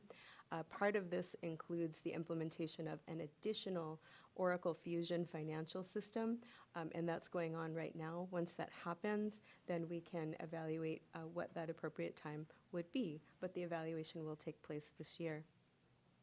As to goal 4, studying improved programmatic approaches to increasing access to justice, that is where the rules revision will fit in. And over the years, you have seen amendments to the rules, but the revision really is something quite different. The next one is goal 4, working with the CALs to enhance the demographic data, as we spoke about, as well as objective H within goal 4, supporting existing law school programs to improve retention by December 31st, 2020. We are doing that in a number of ways, not only collecting the demographic data, but providing a forum through the Law School Assembly for schools to be able to share ideas.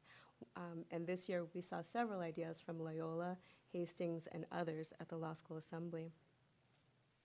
Also under goal 4, objective J, we may also continue to use the engagement mechanisms to ensure a successful expansion of the Bar Strategies and Stories program if the results of the study suggest that that is warranted. I'll just very quickly run through the CS Bars and Law School Council sections because really, because they are advisory bodies, they actually support the goals that we've already covered.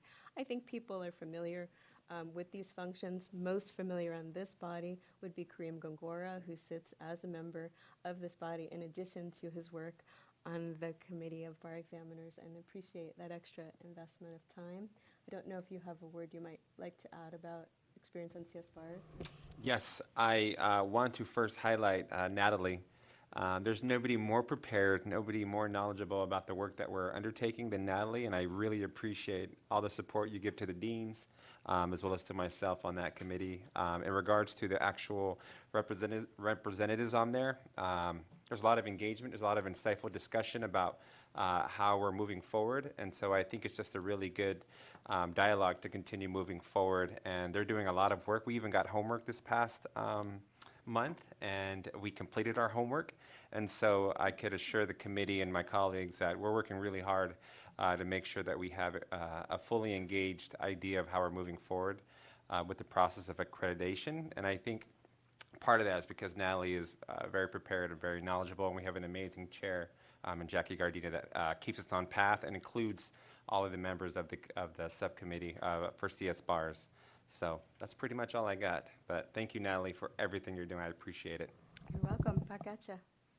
Okay, so just quickly, the CS Bars goals, of course, relate to what you're doing. CS Bars was formed, working on the rules, helped to appoint a member to the Moral Character Working Group from an accredited school as well as a registered school, and CS Bars will continue to be a body that recommends appointments to various working groups. Some of the topics that they discussed during the year included topics that should be on the Law School Assembly, a preview of the project of the CAPA study, rollout of online accreditation and exactly how the application should look to make it clear and easy for schools to apply. Of course, the expanded demographic data collection. They, on very short notice over the holidays, thank you everyone, forwarded information that was very helpful to the Moral Character Working Group to keep their work flowing. They helped to create some improvements already to the annual report format, and more are to come. And they also suggest topics for the e-newsletter. In 2020, front and center will be the completion of the revision of the rules to support the new purpose for accreditation, as well as expanding the demographic data collection and adjusting the annual report to support that. This slots into the work plan very much the same way as we saw earlier, so I'll move forward because we discussed these items. The Law School Council is very similar in nature to the CS Bars, but it specifically focuses on issues of interest to the ABA. We're able to segregate the topics related to the accreditation rules that the State Bar supports and focus on ABA-related issues in the Law School Council. This group meets usually twice a year in June and also December. They also assist in appointing people to the working groups. They appointed a representative to the Moral Character Working Group. They also suggest topics for the newsletter, the Law School Assembly, and give feedback and receive feedback on the initiatives of the State Bar, including the CAPA study.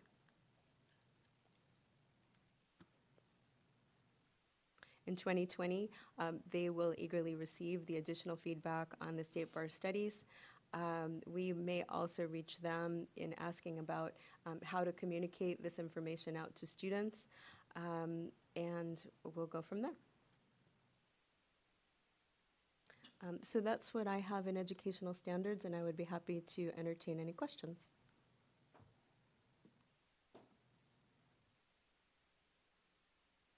Thank you. Thank you. So, yes. Robbie was going to turn to me, and I just looked and saw that he wasn't here. So I just wanted to add in, so in several of the areas that we talked about, examinations, operations and management, and moral character, you heard about improvements that were made in 2019 through the implementation of the admissions information management system. We would be remiss if we didn't acknowledge that there were challenges that we also faced with the implementation of AIMS. That affected the State Bar staff, admission staff in particular, that affected the applicants, that affected the law schools and other users. So just a couple of things that I wanted to highlight. Tara had mentioned that there had been a slowdown in the pre-processing phase for moral character, and that we've made some substantial improvements in getting that under control. Part of that was due to the loss of functionality which we had previously had, where there was an automated calculation looking at a moral character application of gaps in residence or gaps in employment. That initially was not included in the initial rollout of the admissions information management system. Efforts to correct that have just been successfully implemented, and so we've implemented that process. In the meantime, Tara had to develop a manual process to have staff involved in that to help with the flow, and that manual process is what has gotten us back to the 2.5 months now that we are looking to improve, and that we should improve now that we've got that automated system in place. Another example, Tammy mentioned the MJP, the Multi-Jurisdictional Practice Program, our registered in-house counsel, registered legal aid attorneys. We've had some challenges with them as they're first logging on to the system. They're having to input information that, last year they would have just checked a box that said, none of my information has changed. So they're inputting that information now, but next year they'll be able to check the box that says, none of my information has changed. So that's a one-year problem. We have, a number of our MJP applicants who, for whatever reason, didn't have access to their new password for the new system. And so we've had a lot of folks calling, and of course, right, a lot of people do registration at the very last moment, and it creates a backlog for staff to be able to respond to all of those inquiries. So there have been challenges in each of these areas, in exam administration as well. And so, as I said, I just thought we would be remiss if we didn't acknowledge those. All right, thank you. The last item that we want to talk about in terms of the planning for the planning session are the work plans. So do we have the slide, Kim, that summarizes all of the work plan initiatives that we've incorporated? So this is a summary of all of the subcommittee slides in one category. And so the idea now is for the committee to review and either modify as you see fit, or to approve it for the to advance to the board. I have one modification. Yes. It's not on the table, but it's just the first cover page. Mm-hmm. It says that the chair and vice chair of this committee are appointed by the board of trustees to serve one-year terms. That changed a couple of years ago. Now the Supreme Court makes those appointments. Yes, okay, we will change that. So it's in the charter section, so we will correct that. Charge, right? Mm-hmm.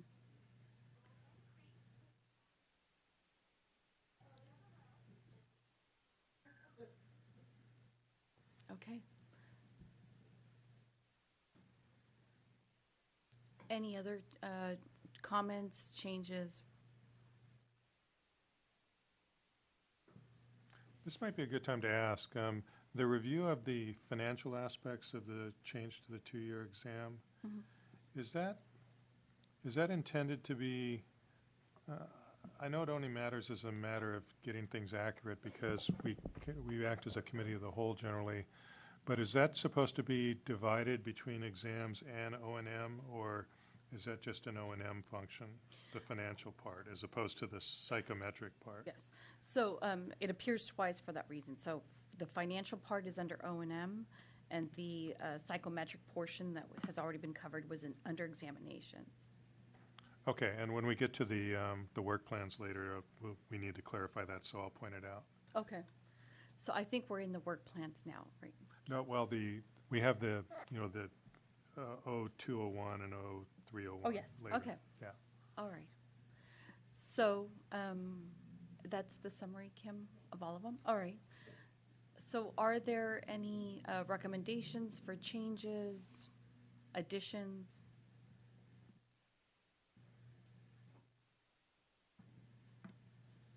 Okay. All right. Okay, so I think we are ready to go to, let's see, the review of the next meeting, is that Oh, yeah. where It's, we are? it's the key indicators. Oh. And I'm not going to take too much time on that, so, before we get there. So, briefly, I mentioned this at the last meeting. This is a standing agenda item. And what I'm going to highlight is anything that has more than a 15% shift when compared to the previous year. For this report, there are only 4 areas that had a 15% shift in either direction, either an increase or a decrease when compared to 2018. For this report, it was the PTLS applications. This is a practical training of law students. This year, we had a 30% decrease compared to 2018. And I do want to highlight that this could be not a reflection of a reduction in the number of students that are participating. It's the way that we were counting petitions before. I think I mentioned this previously, that the application has 3 components to it. A portion that is completed by the dean, a portion that's completed by the supervising attorney, and a portion that's completed by the student. So this could be reflective of that and not of the number of students, and that's what we'll be highlighting in our reports for this year. So what's reflected for 2019 will be a count of the actual students and not each of the 3 components of the application. The next item is there was a big decrease in the petitions considered by the CBE. Again, this is reflective of the change of some of the review being conducted by staff or determinations being conducted by staff. And that shift led to a decrease when you compare the numbers to 2018. We see that also in the moral character reports that were considered by the CBE. I think the transition for staff to take those over was sometime in November, so we had about a 31% decrease when you compare it to 2018.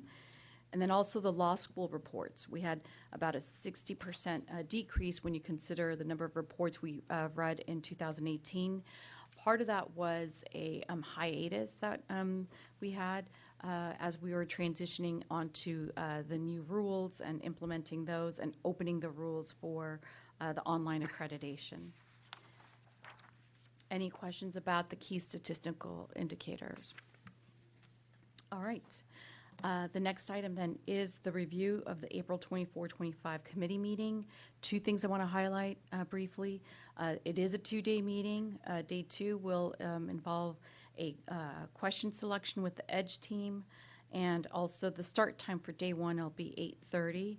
And we to ensure that we get to cover everything, and we will also, that morning session includes breakfast. As you notice, we had a change. We don't have breakfast for meetings that start at 9, so we'll be starting at 8:30. Not simply for the breakfast portion, but because we have quite a lot of business that we're covering at these meetings. All right. And we're going to be talking about at that next meeting the questions for the July bar exam. Yes, it's a selection process for the July 2020 bar exam. So I would say, not to call you out, Mr. Gupta, but if you, that is something very different from what we're doing now. If you're around, because it's going to be in your backyard, that morning, I think is very interesting to meet with the people who wrote our bar exam questions, and they sort of, we talk about what is actually going to be on the bar exam, something unique to us, because we don't use the national bar exam. So, very interesting for, I mean, I would encourage, of course, all of our CBE members to attend, but very interesting if you have not seen that process happen on the morning of the 25th. Robbie, can we go back a second? Sure. On the key indicators, for next year, can we get some kind of indication about how many appeals we got from the moral character informal conferences that were done by staff? Just As after count. a year to know how many we have, it might be nice to add that next year. Okay, we can do that.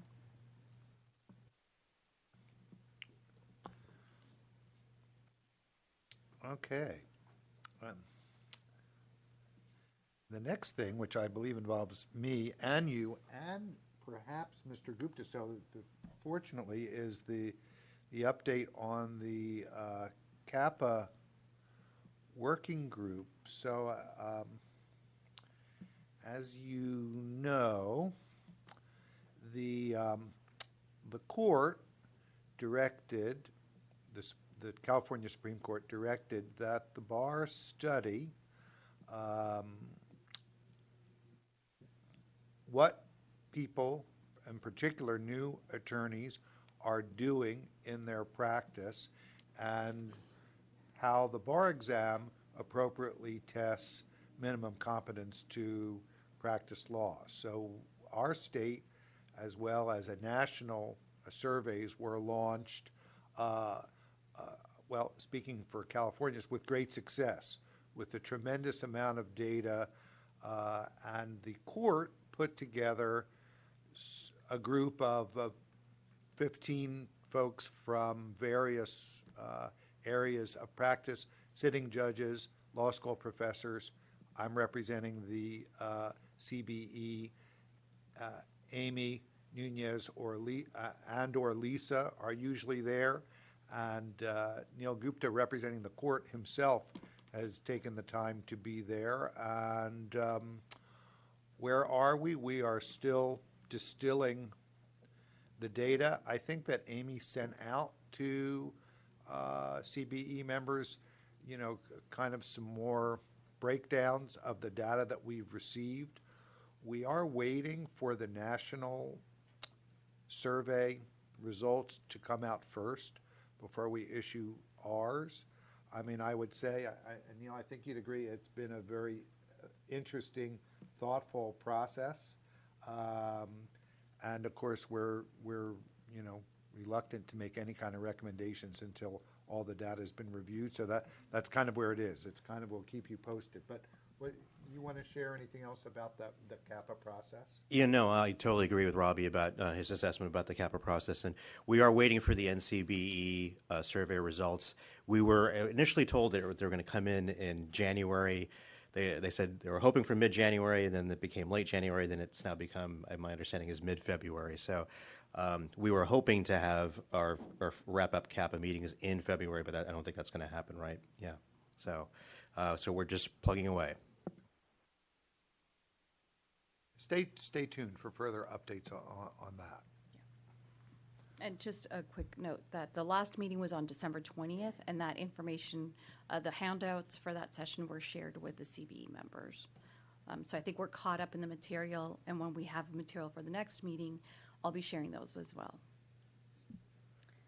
Okay. All right, so next is... Next, we have on our moral character working group, the able James Efting, who chaired the moral character committee back when that was more of a function of the CBE. So I can't think of a better person to bring us up to date on that working group. What do you have to say? Thank you. Is it good news or bad news? It's good news. Okay, good. We've been working very, very hard with staff. Turn on. Mic is on, but I'm maybe not speaking into it, so let's try this. We've been working very hard with staff, with members from the schools, getting input from lots of different people, trying to figure out first what the problem was, and then how do we solve the problem? How do we better communicate to the schools and the students what this moral character gauntlet is? Sorry, that's okay. I can use all the help I get. Okay. And we've basically we've worked with staff, 2 different documents, the statement guidelines and then the decisional matrix. And you'll get those hopefully before the next committee meeting. I'd encourage you to look at those because we really do want your input. We want everybody's input. What we've tried to do is to let people who have problems find where we might perceive those problems and then how those problems may be considered, but also how those problems can be addressed. A lot of it was the rehabilitation. If you have an issue, how do you deal with that? So in the statements and guidelines, we talk about rehabilitation. We talk about what isn't going to be considered rehabilitation and what is. So again, my comment to you was please review those before the next meeting so that if you have comments or additions, you can give them to them before it goes on to the next body, which I believe is the Board of Trustees and then the Supreme Court. Unfortunately, I won't be here, so the judge is going to step in for me to present that at the next April meeting. Okay, so you would probably be the best one to recommend what topics and speakers would be most beneficial to our committee, for future meetings.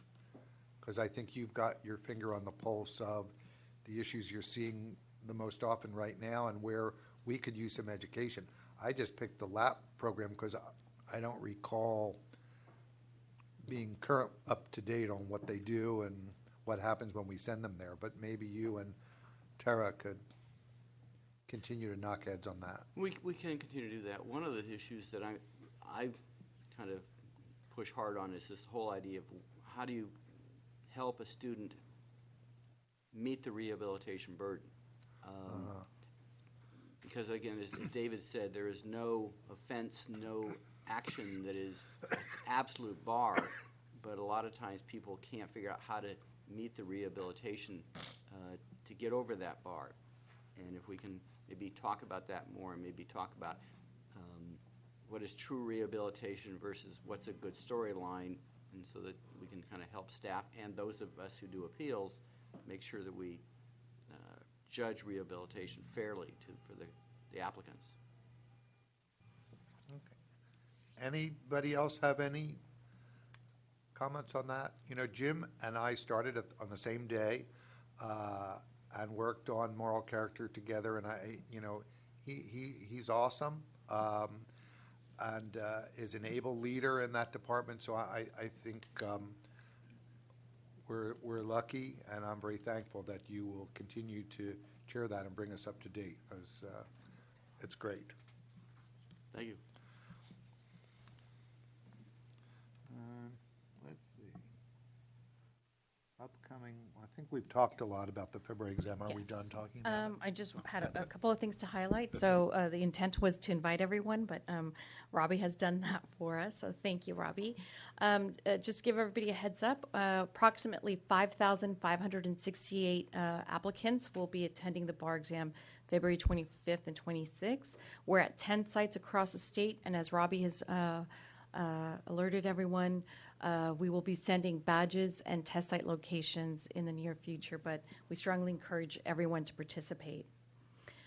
The other item that we'd like to encourage participation is a second calibration invitation. So the second calibration session that's going to be scheduled for March 21st. So as you may recall, our calibration sessions were tied to CBE meetings. We don't have a CBE meeting scheduled for March, but we do want to extend an invitation to the committee for that session, and it will be held at the same location as it has in the past. So there are various admissions events that committee members are encouraged to participate, and this is one of them. Committee members contribute through the examination question selection, grading calibration meetings, visiting bar exam test centers during the administration of the exam, representing the committee at admission ceremonies for new admittees, as well as participating in law school visitations. So this is a very big event. So we will be sending a reminder to all CBE members in the event that they can make their arrangements to be there for that Saturday session. Again, the date is Saturday, March 21st, and that session is held in San Mateo, California. All right. Any questions about that? Okay, so Ames. Donna highlighted a few things that I wanted to highlight. I think everybody knows we've embarked on a remediation contract with Slalom. So back in December of 2019, the board approved us entering a second contract. We're trying to address issues that have been either categorized as enhancements to the functionality or corrections to the system that were out of scope during the time of the contract. On January 9th, we completed 12. They entered into production, and so they are functions that are operating right now. And then on January 29th, a couple of days ago, we implemented another 9. So we have about 35 that we're trying to achieve, so we're at our halfway mark. These technical requests, as you heard earlier, one of them involved a moral character timeline formula, and a lot of these are enhancing our processes. So the backlogs that have been created as a result of some of the functionality not being successful is going to be eliminated. So our goal is to eliminate the manual steps that we haven't incorporated or had to incorporate as a workaround. So we are very excited about the fact that these have been implemented. We have 20 more approximately, and I will keep everybody posted on our progress on those. All right. Another item that I'd like to talk about is the race and ethnicity variable appearing in our general statistics report. So just as a background, approximately 2 months after the initial release of bar exam results, the Office of Admissions posts the general bar exam statistics. What those statistics detail are the pass rates by school type, gender, and by school. We do avoid reporting any categories containing under 11 applicants. And the reason that we wait for a couple of months is that we wait to hear back from schools to ensure that students are allocated to the appropriate school. So it gives time for the schools to confirm that for us. This last round, when we posted our items, we discovered an error upon posting the race and ethnicity reporting. In the other categories, specifically, when there was the breakdown of race and ethnicity, the breakdowns were white, black, Asian, Hispanic, and other. Unfortunately, in the other category, we included those that were also non-response. That is, people who either left that response blank or that did not want to reply to that question. So what we did in anticipation of that is investigate the problem and footnote that. However, that doesn't fundamentally address the issue, which is that there is a significant increase in the number of bar exam takers who are not reporting race and ethnicity data. We don't understand why, but a large proportion of applicants are failing to answer that part of the question. And so the high volume of missing data is making any comparisons to previous years very challenging. So we've decided to address this issue by attempting to collect this data from applicants, and there's a twofold approach. One that's going to address the current report for July 2019, and one that's going to help us avoid this in the future. So the first approach is, if you consider of those applicants who took the July 2019 bar exam, the data is broken down by those who have passed and who passed between first time and who were repeaters that passed. And so the number of missing data was about 3,600. We know that approximately 2,400 of those applicants have since then been sworn in because they received oath packets. When you get sworn in, you're required to fill out the attorney census survey. So we're going to try to extrapolate that data for admissions from the attorney census survey so that we're not oversaturating applicants, whether you were in admissions or now become an attorney, with demographic questions. So once we evaluate how fruitful that is, we may not need to collect or conduct a follow-up survey, but if we do, we will. And that's how we plan to address the July 2019 missing data gap. For applicants taking the February 2020 exam, these questions are mandatory. However, we also allow a decline to state so that no one's forced into answering these questions. And so we're ensuring to gather that information, and part of that is through a reminder for admissions tickets. So right now, yesterday, as a matter of fact, an email went out alerting everyone about the fact that the admissions tickets are now available. So students can go to, or examinees can go to their portal and print out their admissions tickets. If that data is missing, and there's approximately, I think, 2,300 people who have not answered that question, we will be collecting it at that time. All right. Any questions about the data, race, ethnicity question? Okay. Okay. Oh, yes. Is there some wording somewhere that suggest why it's important, it's Yes. to be collected, that data? Yes, good question, Vince. So there is, in the registration portion where this question exists, we explain about how the data is important to helping the State Bar measure, measure the how much we're meeting our strategic goals, which is to address diversity. So there is an explanation in the front portion of that data collection. Thanks, Amy. Mm-hmm. All right, well, we are ready to move on then to examinations. Lisa, are you still on the line? I am. Oh, perfect. Okay, Paul and Lisa, then you want to take it away on the technical report on the October 2019 first-year law student examination? Did you want to make a brief presentation, Lisa? Yeah, so I'll just mention that after every administration of the first-year law students examination, our psychometrician does do a technical report, prepare a technical report that is similar to the one that you have before you today. So this is just in the regular course, the report that was prepared for the October 2019 first-year law students examination, which was the last one administered. Okay, anything else, Paul, that you wanted to add on that? No, just that the recommended motion is to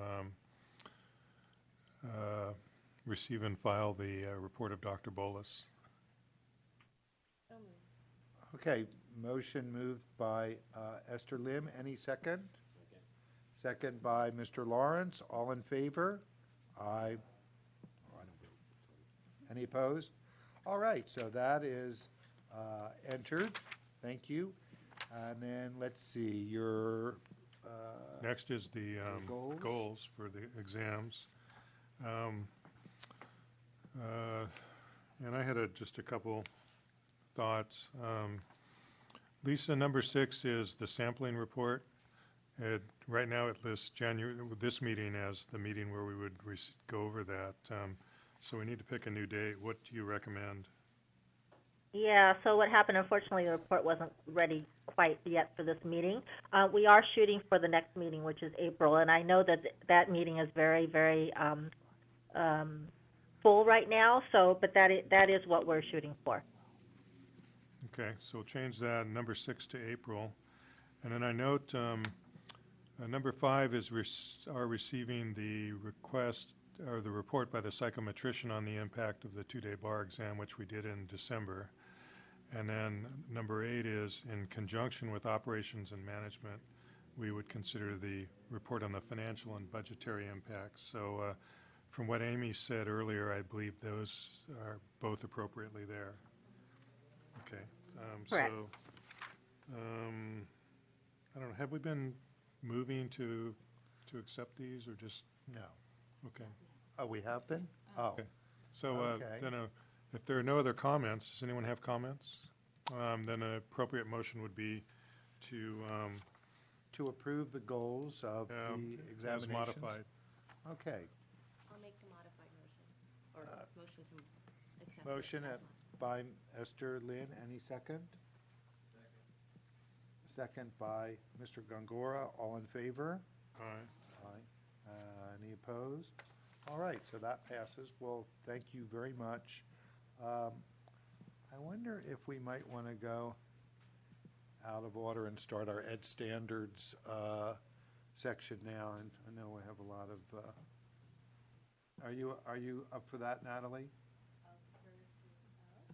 Yes. Just okay, because so let's do that. I'm sorry, I just logged myself out here. So we will. I'm going to defer operations and management, Tammy and Dr. Agatep.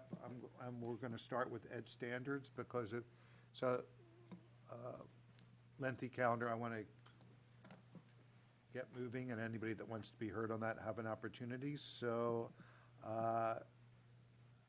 Mr. Lawrence and Ms. Leonard, I'm going to let you start then on the ed standards here in open session. Just, keep it moving.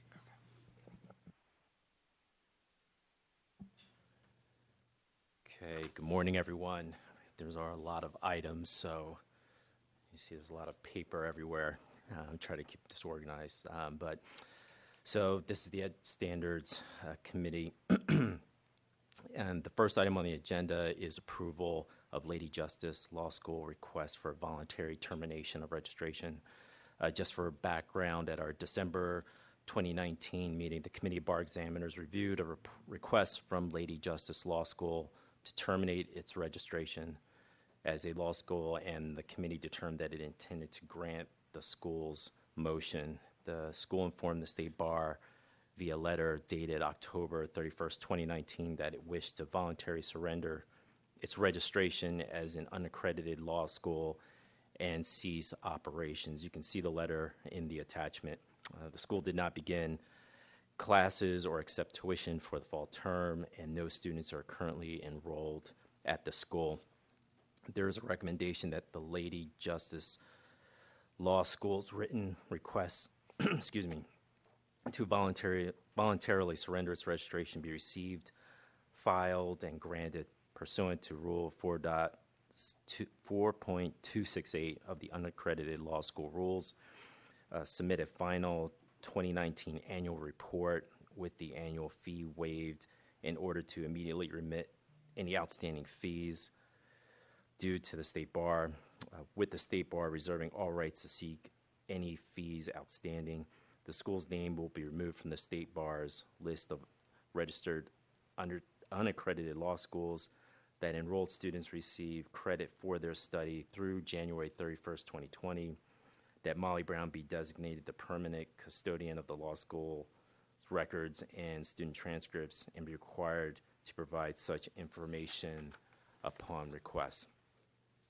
Natalie, do you have any other information you want to provide? No further.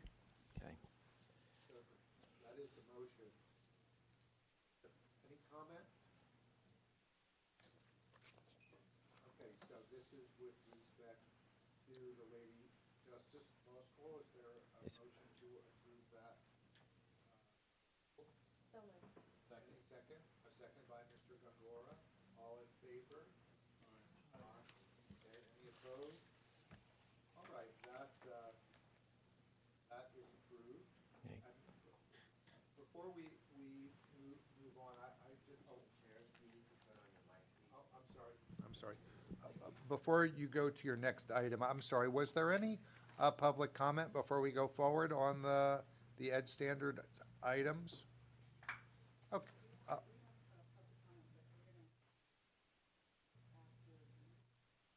Okay, that's fine. That's fine. Let's. So you, on each item, you're going to ask for a public comment? Just want to make sure I'm on the same page. And don't just go to the next item. I thought I might do that, yes. Okay. I mean, we have a number of folks who are here, and we value the participation of our visitors. I don't want to deny anybody the opportunity to participate because you have such a long agenda rather than a blanket thing. Absolutely. I think it's fairer to those that have taken their time out of their day to come and participate in a CBE meeting that we do it one at a time, today anyway. So if you don't mind, then let's go to your B, Irvine University College Sure. of Law. The second item on the agenda is approval of the report on Irvine University College of Law inspection report. For a brief background, Irvine University College of Law was inspected on April 17, 2018 by State Bar consultant Heather Georgakis. The CBE accepted the periodic report at its meeting on December 7, 2018 and continued the school's registration for 5 years. As part of the approval, the committee required that the school address 12 mandatory recommendations, suggested that the school address 4 additional recommendations, and that a response as to the school's progress be provided. You can read all of the recommendation in today's agenda, but in general, they centered on the need for the school to clarify and publish its policies and disclosures generally, and to update or codify general policies. The school has now addressed all mandatory and suggested recommendations included in the inspection report. Natalie, anything to add? Just one brief comment. I did promise the Dean, Dean Leal, who has worked very hard on all of these recommendations over the years, over the months, that I would indicate that in the progress report, when we post items, we remediate them to provide accessibility for all, including those that are visually impaired. And from time to time, when we get an item that has been scanned in, the remediation process could distort a picture or a signature, and a couple of those things were adjusted in that way on this formatting, and he apologizes for that and wanted you to know that his signature was provided appropriately and correctly. And I want to also appreciate that the school provided its report on time in April, but there were some additional things to complete, and he worked with the State Bar continuously until this point when all were complete. Okay, then any comment from any CBE member on the Irvine University College of Law report? All right, any public comment on that law school? Oh, Mr. Leal, okay. Would you please come to the microphone and state your name? I'm the Dean of the Irvine University College of Law, and it's a real privilege to appear before you today on this side of the table. And I just briefly wanted to thank Natalie and State Bar staff, and particularly to Ms. Georgiakis, Heather Georgiakis, who many of you know and have worked with. And she is an incredibly valuable resource for the committee. And I just wanted to say, I started at the school as dean about 3 months after Heather did a very comprehensive inspection, and her report was the perfect blueprint that I needed as the new dean to implement, improve, and take the necessary action to offer my students, the meaningful and the quality program of legal education that we're required to offer. And I wanted to just publicly state that whenever you send Heather or any of the other committee consultants to a school, rest assured that you will get a report that's comprehensive, well-written, and is a valuable resource to the school that wants and can improve. Lastly, with one point that the committee labors under is committee members generally never see an unaccredited registered school, and so you only read about it in reports. And we're not far away. I make an open invitation that next time you find yourself in Cerritos, if you're looking for a new car, we're close to the auto center. And I would, my staff and faculty, we would be thrilled to see any committee member who would like to see what our school is like, what we do. You hear a lot about the CALs, justifiably so, and many members, of course, have been on CAL's campuses, and you get a real good idea. We're a bit of an anachronism, being a fixed facility, unaccredited registered school, but we're working hard to improve, and our long-term goal, of course, is to join the CALs as a CAL-accredited school. And with Natalie's help and the oversight by the committee, I think, and expect to meet that goal someday. So again, thank you for your time and attention. If you have any questions, I'd be happy to answer. Okay, thank you very much, George. Always nice to see you. Let's see. Are we ready for a motion then on the approval of the Irvine University College of Law report? Anyone make that motion?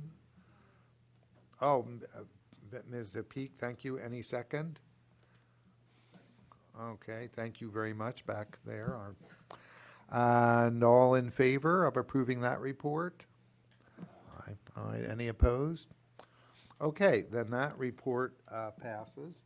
Let's go to next item, number C, which involves the Southern California Institute of Law. Mr. Lawrence.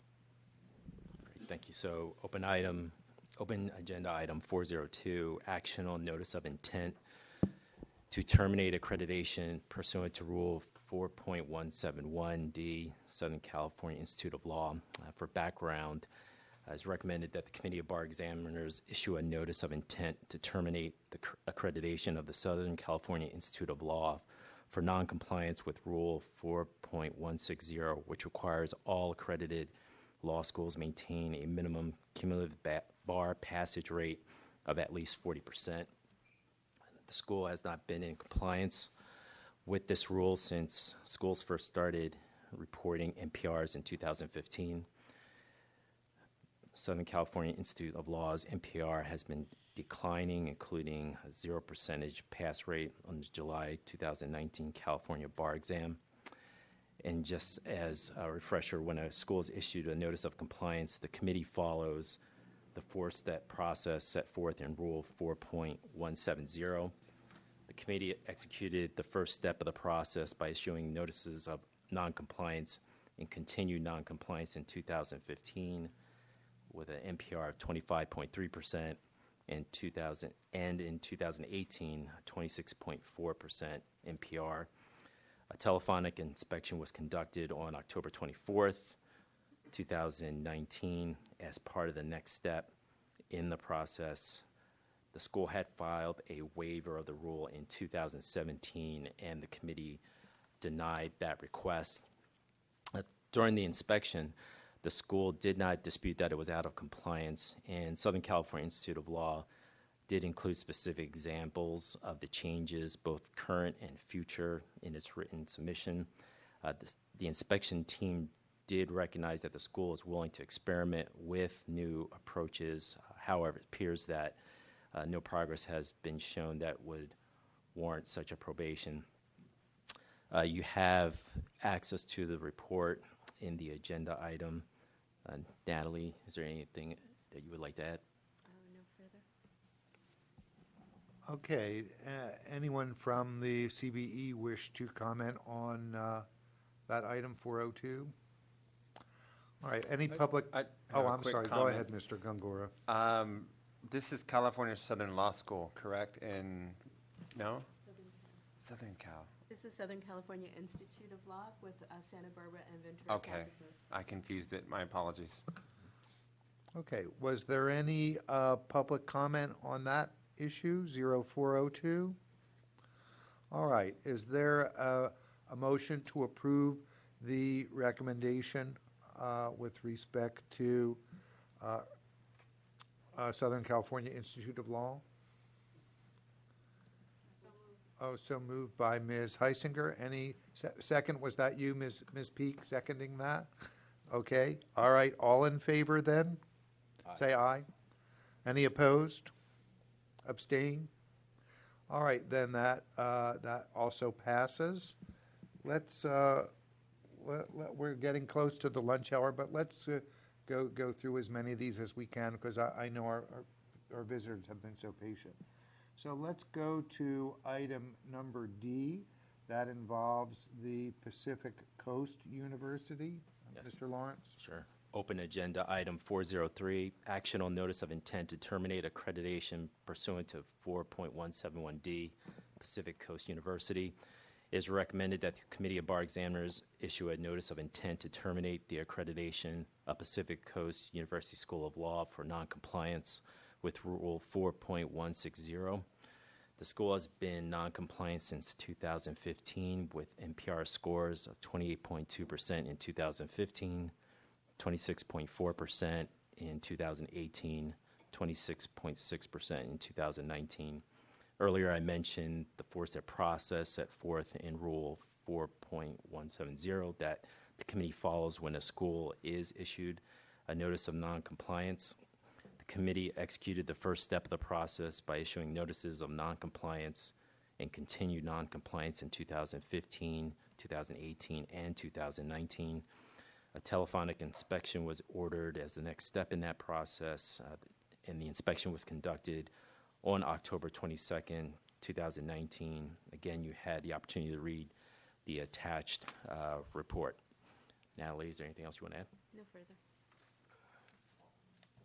All right, any comments from CBE members on the staff report and recommendation? Okay, then, is there any public comment? Okay, yeah, please come to the table and state your name for us.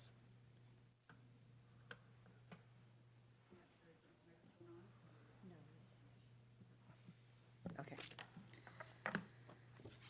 My name is Andrea Lua, and I am the Dean of Pacific Coast University School of Law. I graduated from Pacific Coast in 1992 as a class valedictorian. I received my BA in history from USC while on an academic scholarship. I graduated from USC with honors and could have gone to law school there, but I was working full-time during the day, so PCU was the school I chose for my law school. I became the interim dean in 2015 after we let our prior dean go, and I became the dean in 2016.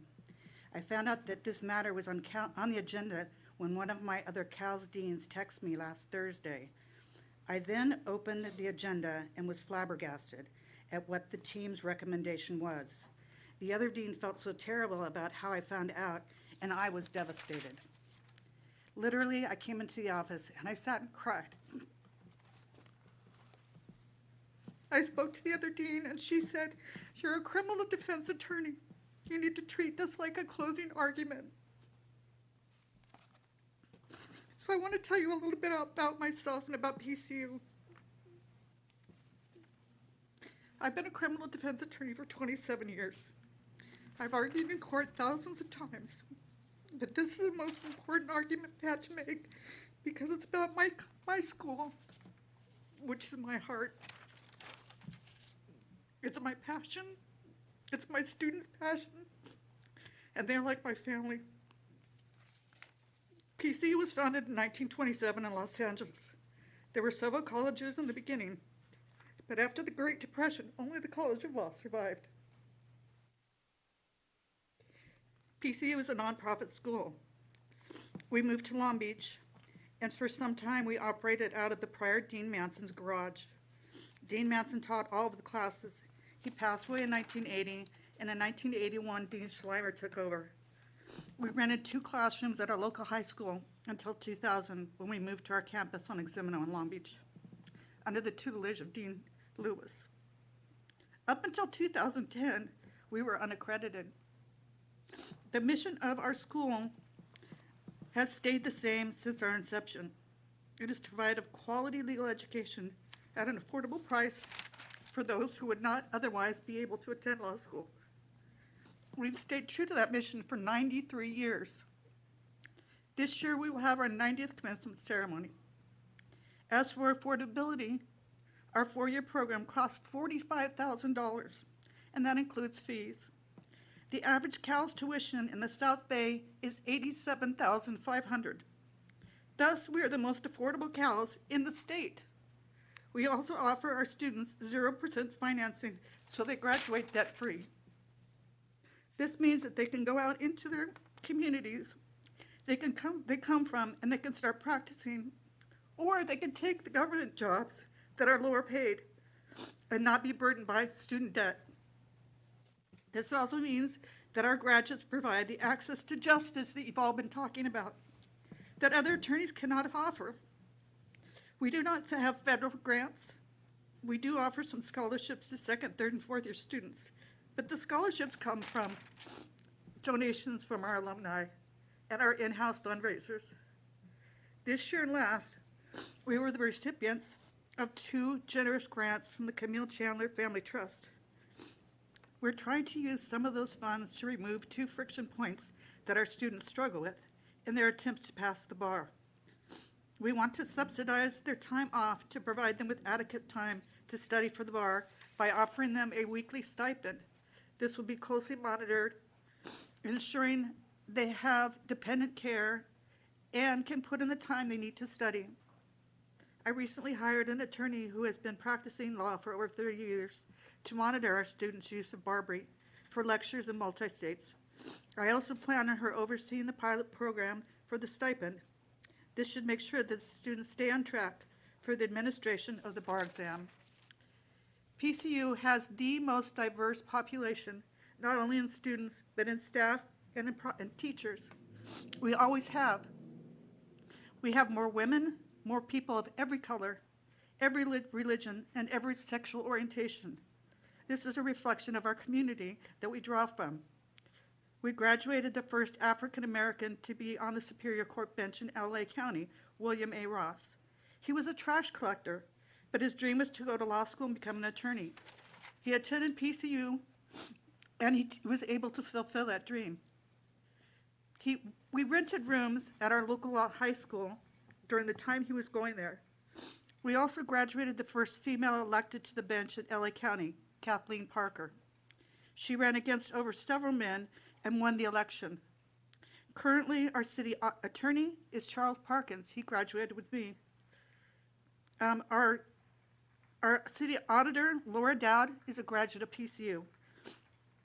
And the Long Beach Bar Association president, Reba Birmingham, is a graduate of PCU.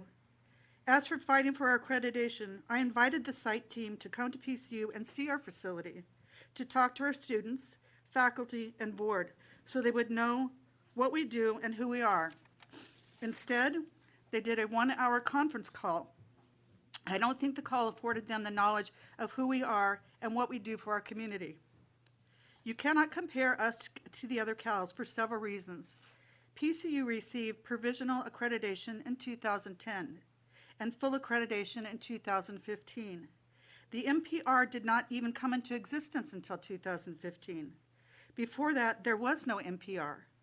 It is my understanding from those who instituted the MPR that it was to apply only after a school received full accreditation and a cohort had passed through the 4 years of school.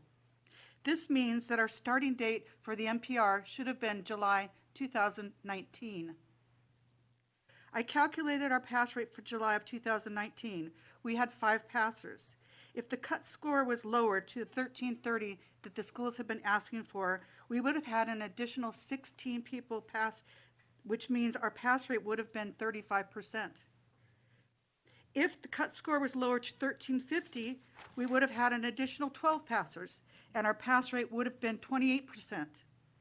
We also had one taker, after her mother passed away a week before, received a 14.6, and another scoring 1419.9660. With the above being said, it is not fair for our students who did not have a fully accredited education to count on as the denominator. Our denominator class should be starting with 2019 going forward.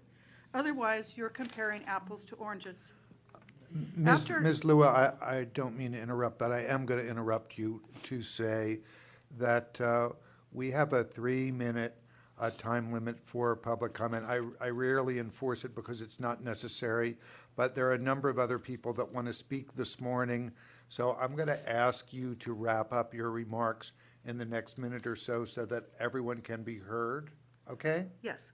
What I'm asking is that we have instituted, and as you see in our accompanying papers that were posted, that we have instituted many different avenues to try and get our students up to the pass rate. And what I would ask you at this time is that, at the worst, put us on probation. Okay, thank you. Let me have our next speaker. We're approaching the lunch hour here, but I would prefer that we complete all discussion on this school. Is that okay with everyone and everyone in the back? Okay, then let's do that. And please be mindful of the time, Miss, and state your name, please, so we know who you are. Thank you. And I'm not sure how to address the CBE, never having been here before, but thank you all. My name is Rebecca Birmingham. I am the 103rd president of the Long Beach Bar, also the first open lesbian. She mentioned diversity, so I did come from PCU. I'm a graduate from 1997. I'm here to make the point that a bar pass rate, which is less than 40%, does not mean the school has failed. We are a greater access school, and candidates face hurdles such as working full-time, going to school, raising kids, and I didn't even know any lawyers when I went to Pacific Coast University. I didn't have a bachelor's degree at that time. Although I passed the first year law exam first time, I passed the big bar first time, and went on to make law twice. So I'm here to say that I got a great education. In 2008, my case, Ellis versus Arriaga, established putative spouse rights for registered domestic partners in all of California. Just last year, I testified twice up in Sacramento and got the Long Beach Bar to sponsor SB 495, which passed. And what that does is change the best interest law when awarding custody in family law.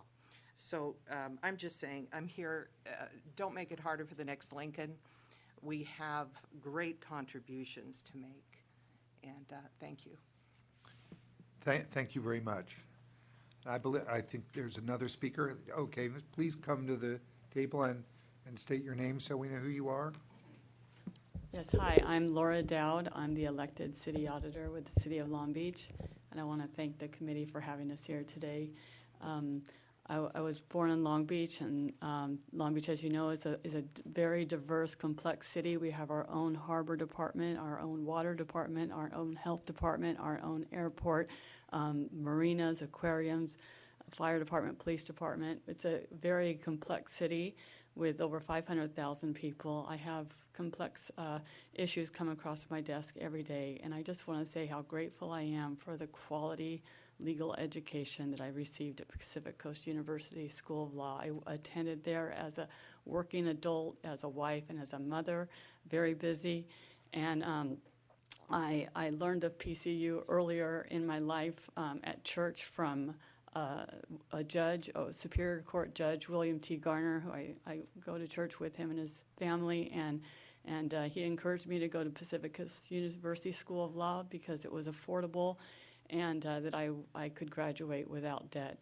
I just want to say how thankful I am for that education that has helped me with my job every day in sorting through very complex issues. And I'm so thankful for my training that I received there. I'm thankful for the dedicated staff that PCU has, the professors who work for hardly any pay. They're completely committed and dedicated to a quality education. And I'm grateful for this university that we have in the city of Long Beach, that it provides an opportunity for people who don't have the finances to attend a large legal institution. And I appreciate so much the contributing factor that they are to our community. There's a very positive, active participant. The law school is. They're involved in community events. They volunteer very frequently, and we appreciate them. And on behalf of the City of Long Beach, I want to thank the Pacific Coast University for being such a wonderful contribution to our city. Thank you very much for your consideration. Thank you very much for your comments. Okay, can our next speaker come up to the table, please, and state your name? Yes, thank you. My name's Robert Aguilar, and as you can see behind me, I don't think anybody's going to lunch anytime soon. I'm a graduate of PCU from 2015. I now work for California Institute Guaranteed Association and Workers' Comp handling compensation defense claims involved. For those of you who do not know who CIGA is, C-I-G-A, we handle the insurance and medical care for injured workers in the state of California whose insurance companies had gone insolvent and they'd have nowhere else to go. I'm also an appointed city official for the city of Seal Beach, a planning commissioner. When I started applying for law schools in 2011, I considered a lot of opportunities, some offers from ABA certified schools, but ultimately I chose to attend PCU because of a conversation I had with our late leader, Dean Lewis. At the time, my mindset was focused on being a successful attorney who had made a lot of money and provided a great life for my family. But Mr. Lewis, Dean Lewis, helped me realize a larger objective.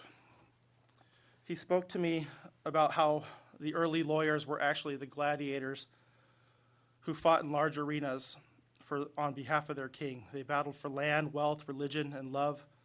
He said that as society evolved and civility and order became more prevalent, those same kings and queens began to consult in advocates who would now speak on their behalf to negotiate and settle disputes regarding the same land, the same fortune, religion, and also love. Those advocates evolved into what is known today as an attorney, designated and certified advocates for their clients, a cause, or for those unable to advocate for themselves, because the client is king. After an hour, or actually about a half hour with Dean Lewis, I was sold on the idea of PCU, and I worked full-time during the day. I had a family at home, including a new baby, and I spent 3 nights a week, 3 to 4 hours a night, for 4 continuous years to get my education. Yes, Pacific Coast University produces lawyers, judges, and lawmakers, but it also produces CEOs, nonprofit executives, advocates, and leaders in industries and communities. The people who attend PCU do not do so because they want to join the thousands of lawyers taking advantage of anyone willing to pay them. They attend PCU to bring change. In 2015, I graduated, and I had the honor of working alongside some of those people. One classmate went on to become an advocate for the oppressed people of Cambodia. He travels the country and other parts of the world to bring awareness to the horror and incivilities being perpetrated against his people. He is one of the most intelligent and honorable men I know, and he took and did not pass the bar exam in 2015. But his education in PCU allowed him to still be an advocate for his country and his people.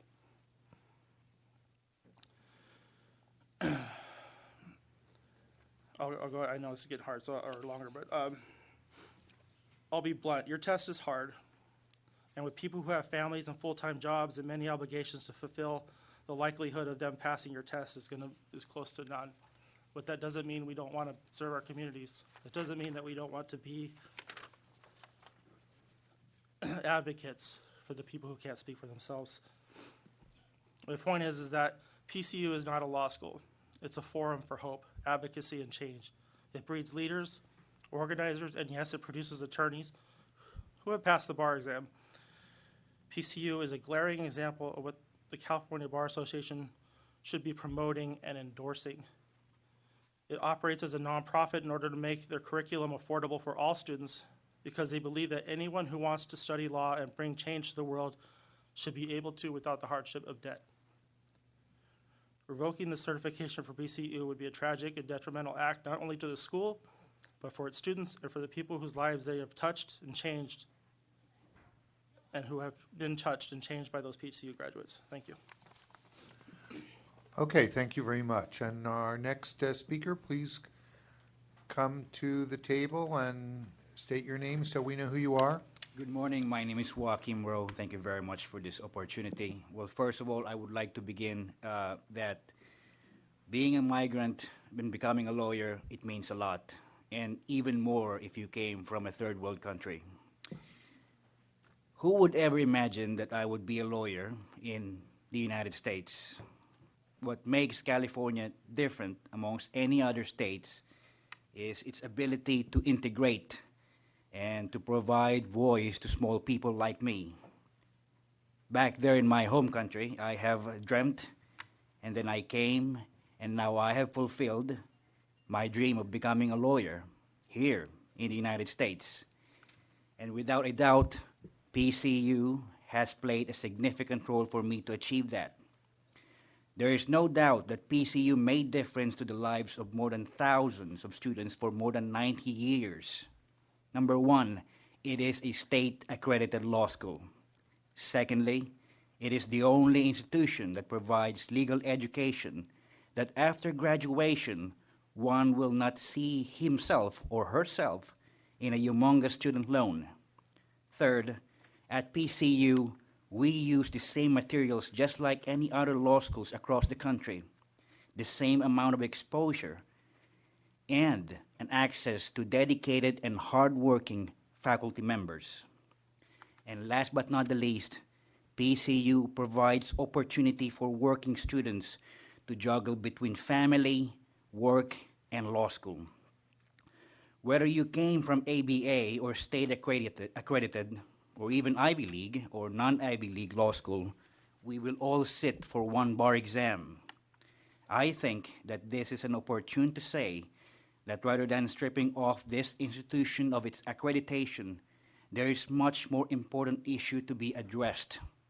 When I passed the bar exam, I thought it ended there, the be-all and all.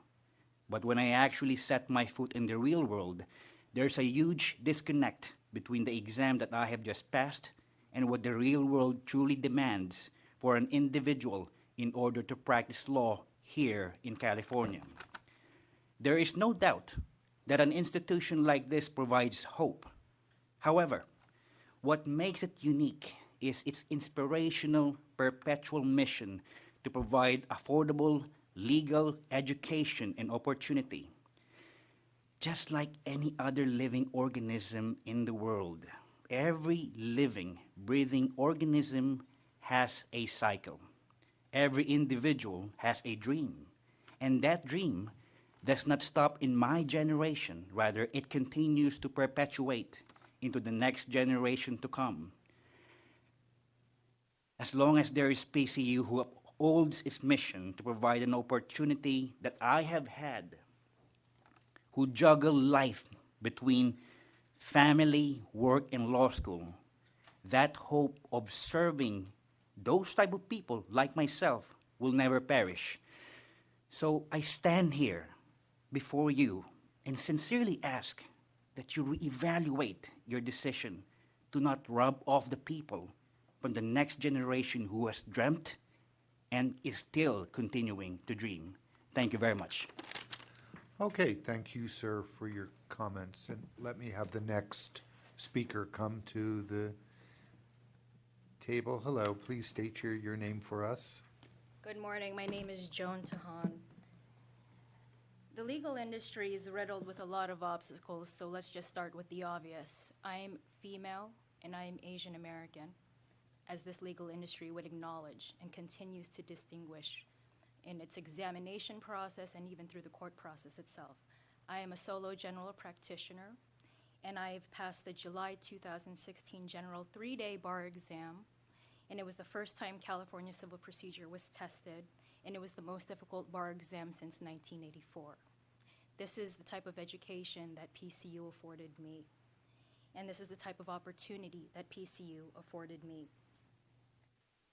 Just being shy of practicing law of a little over under 3 years, I've seen a lot and I've witnessed a lot, and I have 0 student loans in comparison to everyone that's practicing in the courts of litigation in Los Angeles, in San Bernardino, in Riverside, in Orange, and San Diego counties. So believe me, I've seen this industry firsthand. I touch, feel, and hear and smell it, and I'm in the courts, and I'm up against some of these what you would call big law corporation type lawyers, the mass-produced population of type lawyers. I'm here to say that PCU is a very special school, and it's a very special institution. And when I went and attended PCU during my stay there, which, by the way, I joined PCU when it became provisionally accredited with the California State Bar under the California system. Now, it's disheartening to see that we've now progressed to this, or digressed rather, to the state, that the State Bar has now wishes to send the notice of intent to terminate the accreditation process. I agree with my colleagues that stood before me and the ones that will come after me. And this institution is it's just a special place, and we are lawyers of change. And I am a progeny, and I come from the line of Dean William J. Lewis, who always said to us, we are an academy of lawyers. We train lawyers. And, he was a great lawyer, and he was a great human being. That is what it stuck with me, and that is what PCU is about, being a great lawyer and being a great human being and putting humane practices and humanity before the courts and the justice system and society at large. So I, too, am in agreement with my colleagues that stood here before you, and especially Dean Lewis, who continues to carry on the tradition of Dean William J. Lewis today. So thank you. Thank you very much for your comments.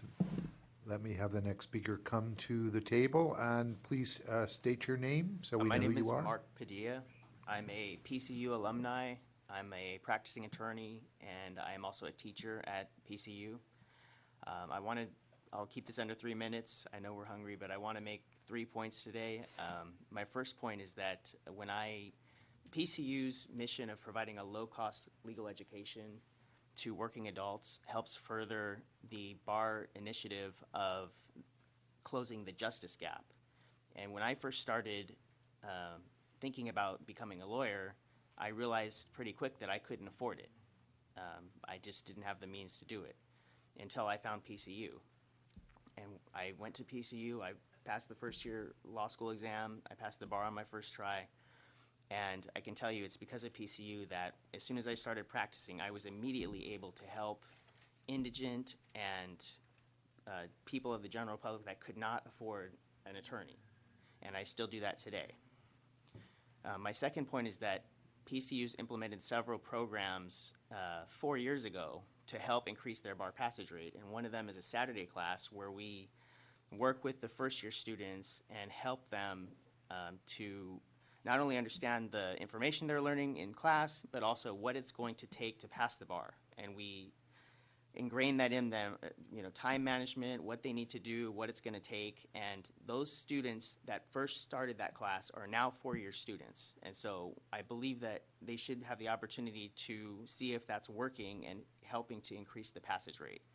And my third point that I would like to make is that we recently implemented this 2-day bar program, bar test, and we don't yet know how that's affecting the bar passage results. So I would ask that you could please be lenient and at least allow us to understand whether what that's doing to the bar passage rate. Thank you for your time. Thank you very much. And let me have our next speaker come to the table, and please state your name, sir. Good afternoon, distinguished members of the committee. My name is Dr. Robert Kazamatsu. I'm a double board certified PODAC physician and surgeon, practicing 30 years. I decided to become an attorney and don't have the time to go to a full-time law school, henceforth ABA school. I could get into an ABA school, but I chose not to do that. I have the high grade, high score, and the fortitude to do this. I chose PCU because it afforded time where I can study in the evening and allow me to work at the same time and also study for the bar. What I like about PCU is that I did afford opportunity for the general public around the area of community of Long Beach and Southern California who wish to become attorneys. Now, let me tell you, one of the distinguished members of the committee had indicated one of the law school did not take any affirmative steps to improve their bar score. What can they do? Well, guess what? PCU is doing that. Professor and Dean Lua and the staff has taken affirmative steps to improve the scores. I'm a professor there. I'm a tort litigator, a successful one at that. I'm a med mal attorney, also PI, do serious injuries. My law partner here, she is also a graduate of PCU. We're both graduate with distinction.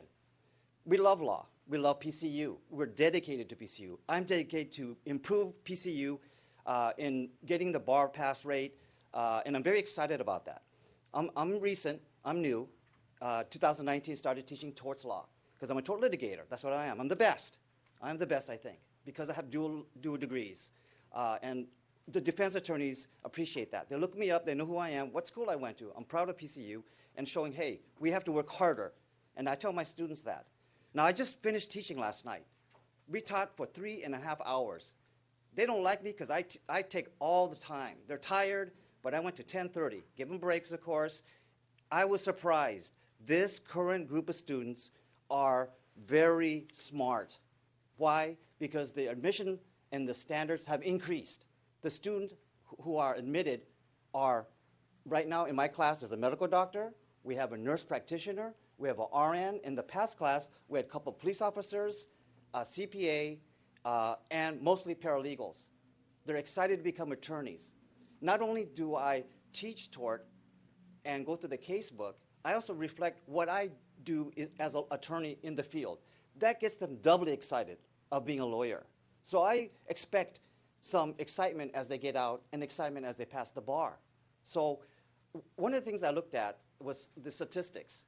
the statistics show that 5 or 6 out of so many 63 was a low pass rate. But I know for a fact, because I tutored some of these students before I became a professor and was interested in joining in, because Professor Lua was really dedicated to have really strong professors as we have currently right now. You can see the people behind you supporting this school, and I'm enthusiastic about it. Well, I know for a fact, though, that some of these students in this statistics fall back into when it was unaccredited. 2019 is the time where it's a full students who came through the California accredited status. They went through and took the LSAT exam, the interview process. So I see this right now with these students. They stay to the very end. They ask permission to leave to go to the restroom, but they stick, and everyone briefs the case book. Everybody's prepared. I was very surprised last night. Every single one was ready.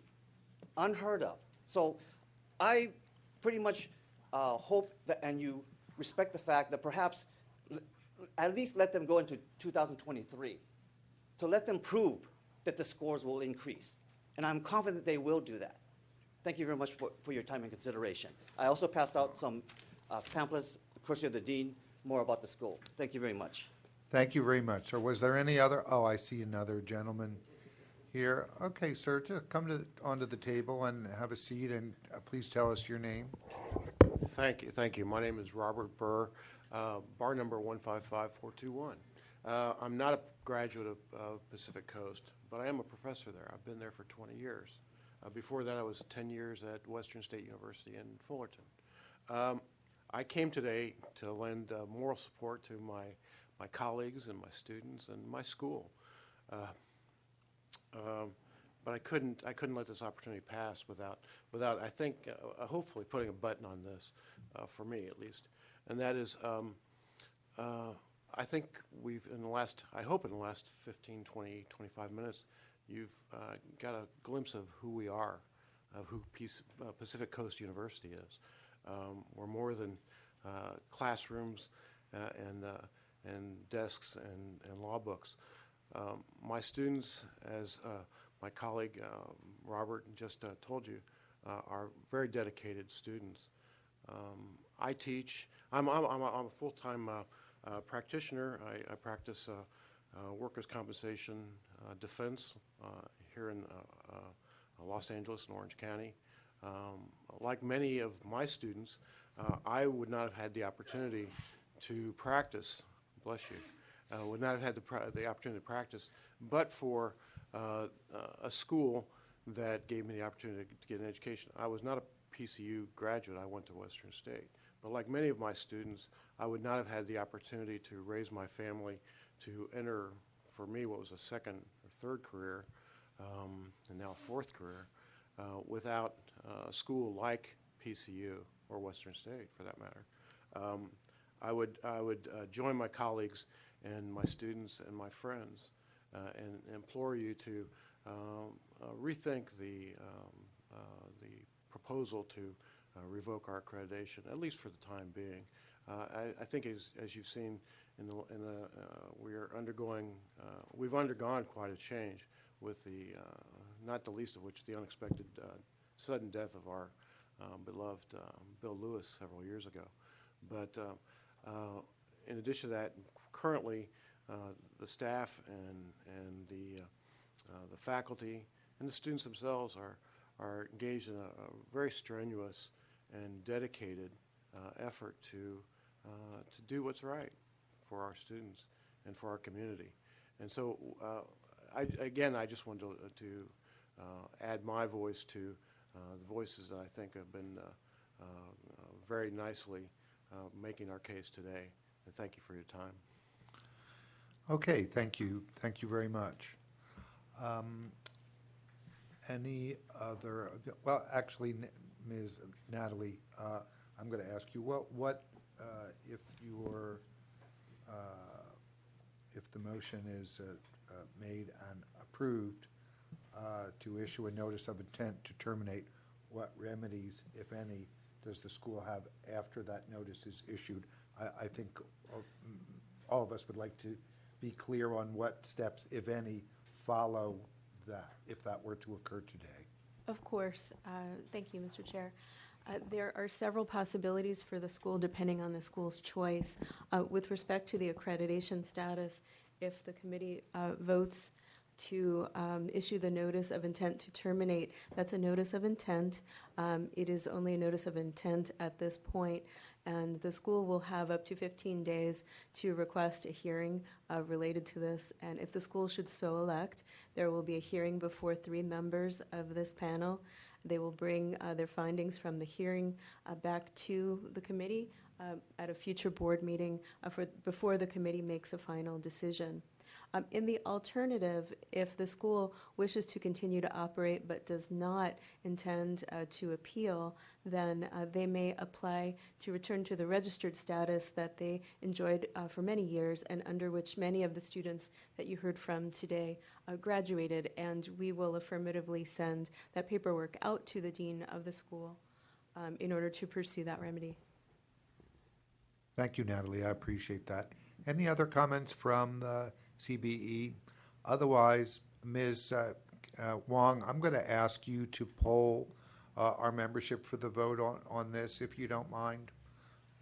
Oh, I'm sorry, but before you do that, is there a motion to affirm the notice of intent to? Is there room for more discussion here? Oh, yes, I'm sorry. Did you have, I'm sorry, I thought I'm concerned here because we have two very important competing issues here. If we want diversity, we want people to have access to schools. That's important to us. But we also want the schools to provide a product that the students get a good education from. And so it seems to me we've got really two tough competing points here. My question to Natalie is, if we decide just to postpone this till the next meeting, to research what we've got today, to think about it some more, what is the harm? Does it hurt to just postpone this to the next meeting? It's up to the committee to decide. We've brought the materials that are required under the rules in order for the committee to make a decision. Should you request further information, you may do so. The standard that you're considering is whether or not the school is in compliance with the NPR number or whether they've made progress relative to the number. And we may not have further information on that topic. There is also the issue we think about, for example, some of the other schools that are applying for accreditation are also taking the steps to fully comply. And the schools have had 6 or more years now to come into compliance, but unfortunately have not yet been able to do so despite incredible efforts and a lot of heart that you've heard today. But we would be happy to bring anything else that the committee may require to fully deliberate. Okay, thank you, Jim. Thank you. I have a question, Mr. Chair. In regard to the probation possibility, what does that look like, or what does that look like in the past? Sorry. So the standard for probation is that probation is appropriate when a school is showing progress toward compliance, and it appears that compliance is likely within a reasonable period of time. There would need to be some evidence in the form of the NPR increasing to give the committee the ability to determine that. There would be a fixed period of time with fixed check-in points, and the school would check in at those moments. Okay, so in the past, we've offered probation and given a timeline of a year to 2 years, or how was that typically conducted? Here, this was an unusual timeline for a number of reasons. The NPR was first, it was discussed for a number of years before it was implemented. It was implemented for the first time in 2015. All of the schools reported in 2015. The reporting was suspended in 2016 and 2017 because during that time, temporarily, pass lists were unavailable to be distributed to the schools. The schools always work to keep track of their pass lists, but not every student will report back as to their results, so they do look forward to the pass list from the State Bar. During that period when those pass lists were not released, the schools were informed verbally and via letter that the requirement would be instituted again. It was so instituted in 2018, and at that point, the non-compliance process began. It could have actually continued with a notice of termination as soon as a year ago. It was a courtesy because the rule was being put back into force to offer an additional year to show improvement, but unfortunately, the pass rate is stable at this time. Okay. And then with the telephonic inspection, does that consist of just reviewing data that's presented, or is that just a conversation, or what does that process look like? Sure. So the inspection happens after the notice of noncompliance, and quite often it's a physical inspection because there's a physical element that needs to be viewed. For example, the composition of a physical library. Here, because the issue was the score, it was conducted via phone, and it was directed by this committee to be conducted via phone. The school had the choice to structure the time as they wished. And that was attended by Alex Chan from this committee, as well as myself, and also Ron B. from our Office of Research and Institutional Accountability. Okay. My final thought on this is that this past week, the Cal State University trustees were proposing an additional year of quantitative reasoning at the high school level for entry into their institutions, and they just rescinded that, stating they needed more research, they needed more time. And so I kind of correlate that with this as what James brought up about the competing ideas that are going on and the 3 to 2 day bar exam. I do feel there's a lot more information that's been presented from our members of the public that came and spoke, which I appreciate, and I do value them giving their testimony.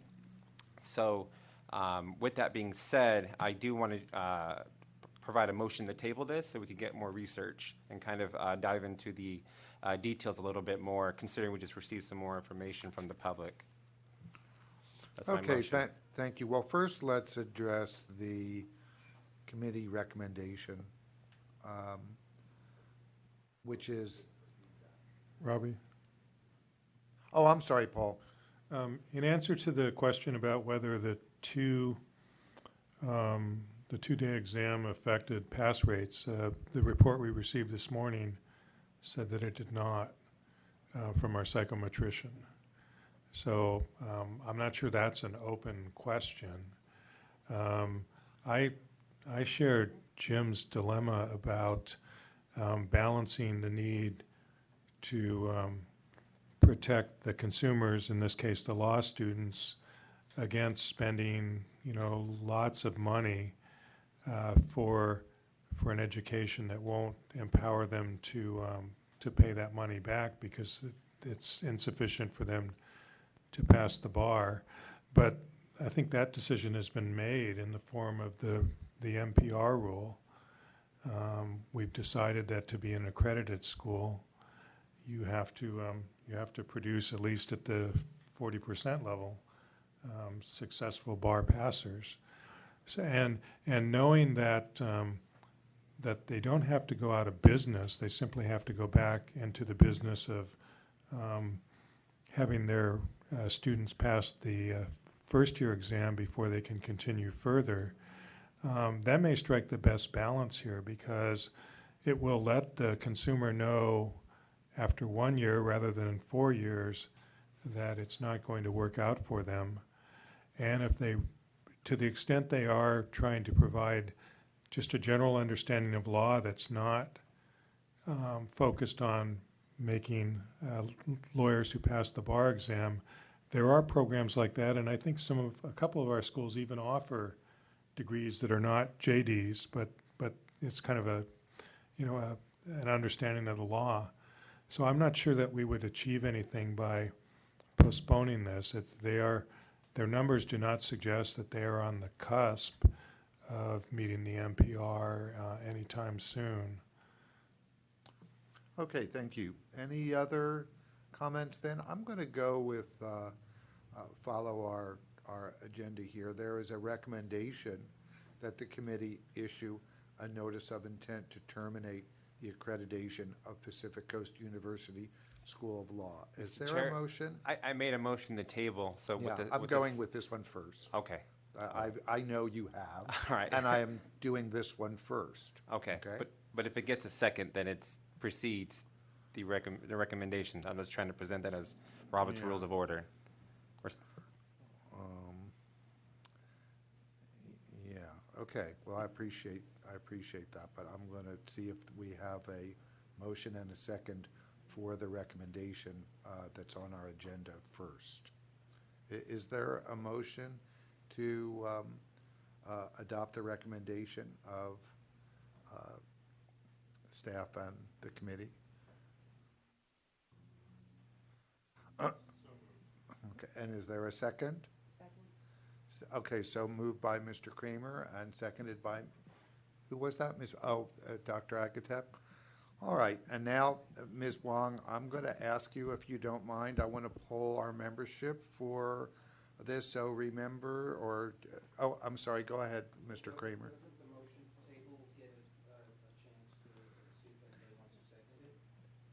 If this one does not pass, then I will go to that motion.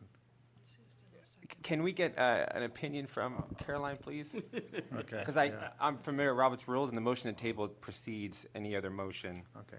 If it gets seconded, so. I think you should take the motion to table first, just because if there's insufficient votes to pass the recommendation by staff, then I don't know that we'd then be able to table it, because the motion wouldn't carry. So I think it makes sense to do that. Okay. Yeah. All right, then I apologize, so let's forget everything I said in the last 60 seconds. So there has been a motion to table the recommendation to, I suppose, to the next meeting. That's made by Mr. Gongora. Is there a second to that motion? Okay, seconded by Ms. Heisinger. So, A comment or question? yes, go ahead, Mr. Isiri. Oh, sorry. For the motion to set aside, or whatever you want to call it, can we have a specific, like, rules or guidelines or recommendation of what we're supposed to be doing in the time being, if we kind of set aside till 2 months later? Well, there's no direction to we're supposed to do anything, I suppose, other than think about, I suppose. Is that your intent, Mr. Gongora, that we think harder than vote right now on Well, what we've heard today from- and what's been presented to We're us? missing one of the members of the expansion, and so I would love to hear their commentary in addition to this. So I think just as a courtesy to the individuals that came today, I just want to give additional time because we received additional information. And I don't know if anybody really dived into the weeds of this. There's a lot of information overlaying into this proposal and into what we're recommending. So I think if it just gave us a little more time, we'd be able to make a more informed decision. So that's your answer, Mr. Isiri, that you're going to think about it more between now and our next meeting, which is in April. I also have one other request. This is Judge Toriyama. I don't know if there's any basis for the argument that was made regarding the start time for considering the accreditation being in July of 2019. I would like to have more information about that, or point me to the rules where I can read that and be more familiar with that information. And Ms. Leonard, Sure. So this ultimate rule and guideline combination was discussed over a long period of time before it was passed. However, the rule and guideline as passed did not contain any reference as to any sort of waiting or phase-in period, and it's been implemented since 2015 without any sort of waiting or phase-in period. And as we're considering the bringing before you the applications for online accreditation as well, those schools approaching in a fully unaccredited status are fully held to the NPR in full as they are before you. Okay. Thank you. So the motion that is currently for consideration by the CBE is to defer a decision on the staff and committee recommendation until our next meeting. And that motion has been made by Mr. Gongora and seconded by Ms. Heisinger. So Ms. Wong, if you would not mind polling our membership on the, so a yes motion is to defer consideration of the recommendation. A no would allow us to proceed on the recommendation. Okay, Ms. Wong. Esther Lin, No.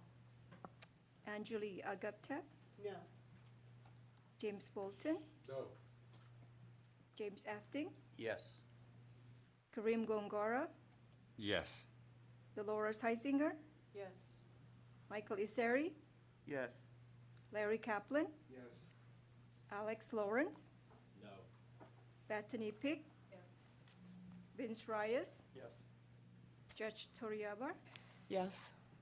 Patricia Villalobos. Yes. The motion passes. How about Paul Kramer?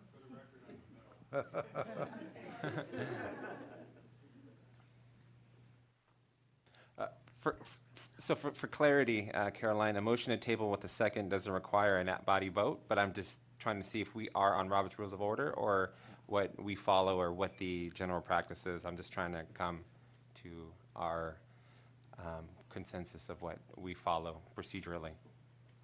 Without having my copy of Robert's Rules with me, I think that the procedure followed here is fine and that the motion carries and that the decision on whether to adopt or not to adopt the notice on intent to terminate will be postponed until the next committee meeting. Thank you very much. And what was the count again, Kim? I'm sorry, I didn't get that down. 9 yes and 5 no. What about the chair? So it's still. It's not a tie, so I don't think I participate unless there is. Oh, thank you. All right, so we will be deferring a decision on this. Everything that happened today, of course, is still part of our consideration.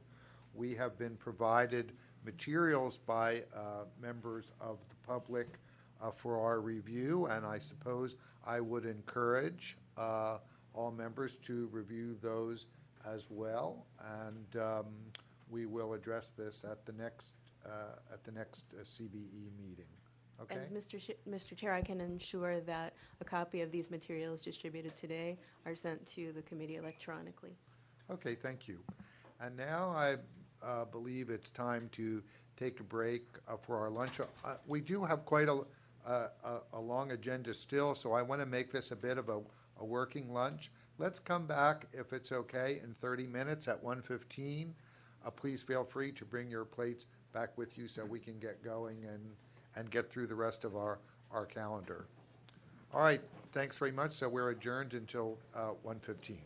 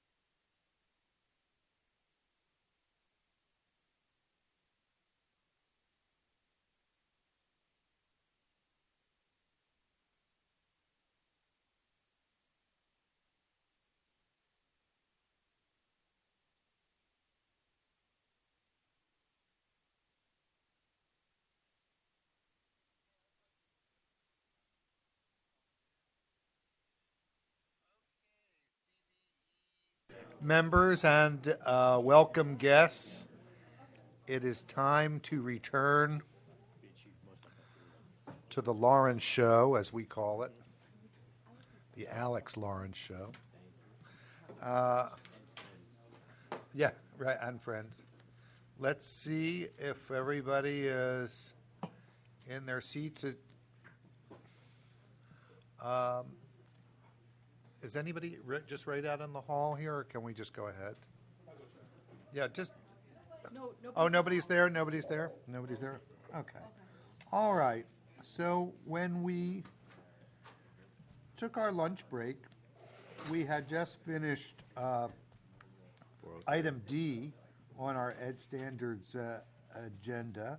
So I think if it's okay, Mr. Lawrence, we're going to move to item E involving Trinity Law School online JD program. Yes.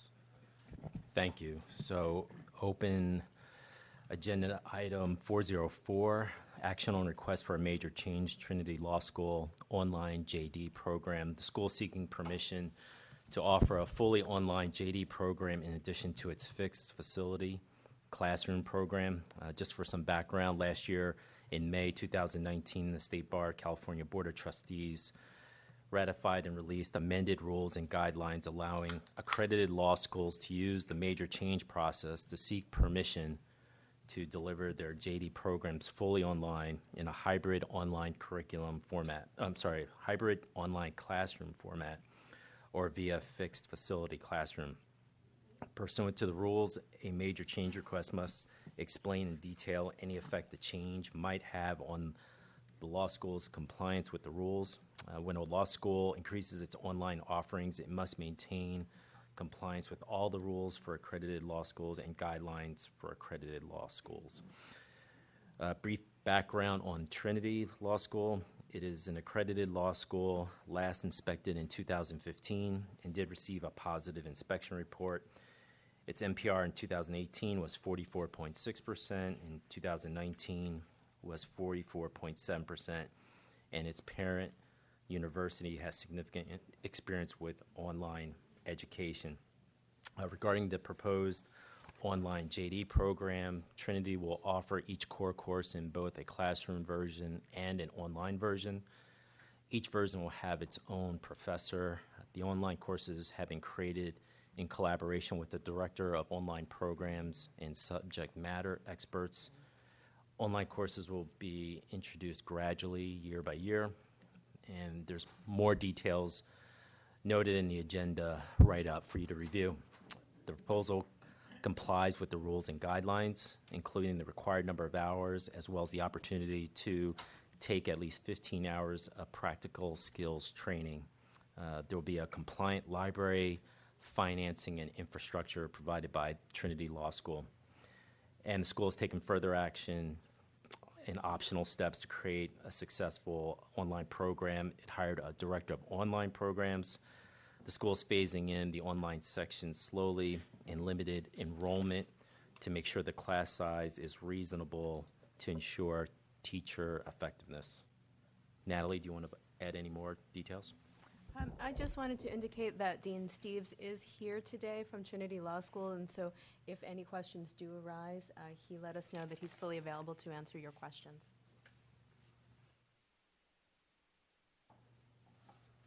Can we ask you to come forward? I'm kind of excited about the whole online process, so I just have a question or two if we have time to do that. You have a question for the dean? For the dean, just curious. Okay, all right, sir, you just state your name, so we. Myron Steves from Trinity Law School, interim dean. So I probably could have done this off the record, but I want to do it here. So part of law school is students getting together and discussing law together. So how does the school deal with that with an online process? Where do the students have an opportunity to still meet and discuss? They become acquainted with each other online. We have live sessions where they see each other's faces, so they do get introduced to each other. Strangely, we offer some classes through distance learning now. Strangely, there is a communication dynamic that we see in the online community that's different, at least observable to us as administration, where students in different locations will connect with each other over some small area of commonality, and they start asking questions of each other, and they interact with each other. As an administration, we have more awareness of that than we do of interconnectedness among students and study groups on campus, because we never see those. Those are all done on an ad hoc way that's outside of our observation. But we do see with online classes that students interact with each other. And it's certainly different in kind. I don't think it's diminished in quality to any extent at all. Okay, I appreciate that. Thank you. All right, any other comments from the CBE? Oh, yeah, Mr. Gongora. No, I just, I'm in an online program myself, and so I'm wondering what the prospective admittance is looking like, and what your plan is, I guess, moving forward. We currently have 9 units that we've offered through distance learning. We have for several years, and it's attracted to many students. We expect in the first couple of years that it'll predominantly be our in-person students that are going to choose to take some classes. That means they have to come back to campus one less day than they otherwise would have. But we expect it to be the primary means that most of our students that live more than 20, 30 miles from the school will use. And we expect some growth in that regard. I think it's going to be a growing trend in education at the graduate level, much as it is at the undergraduate level.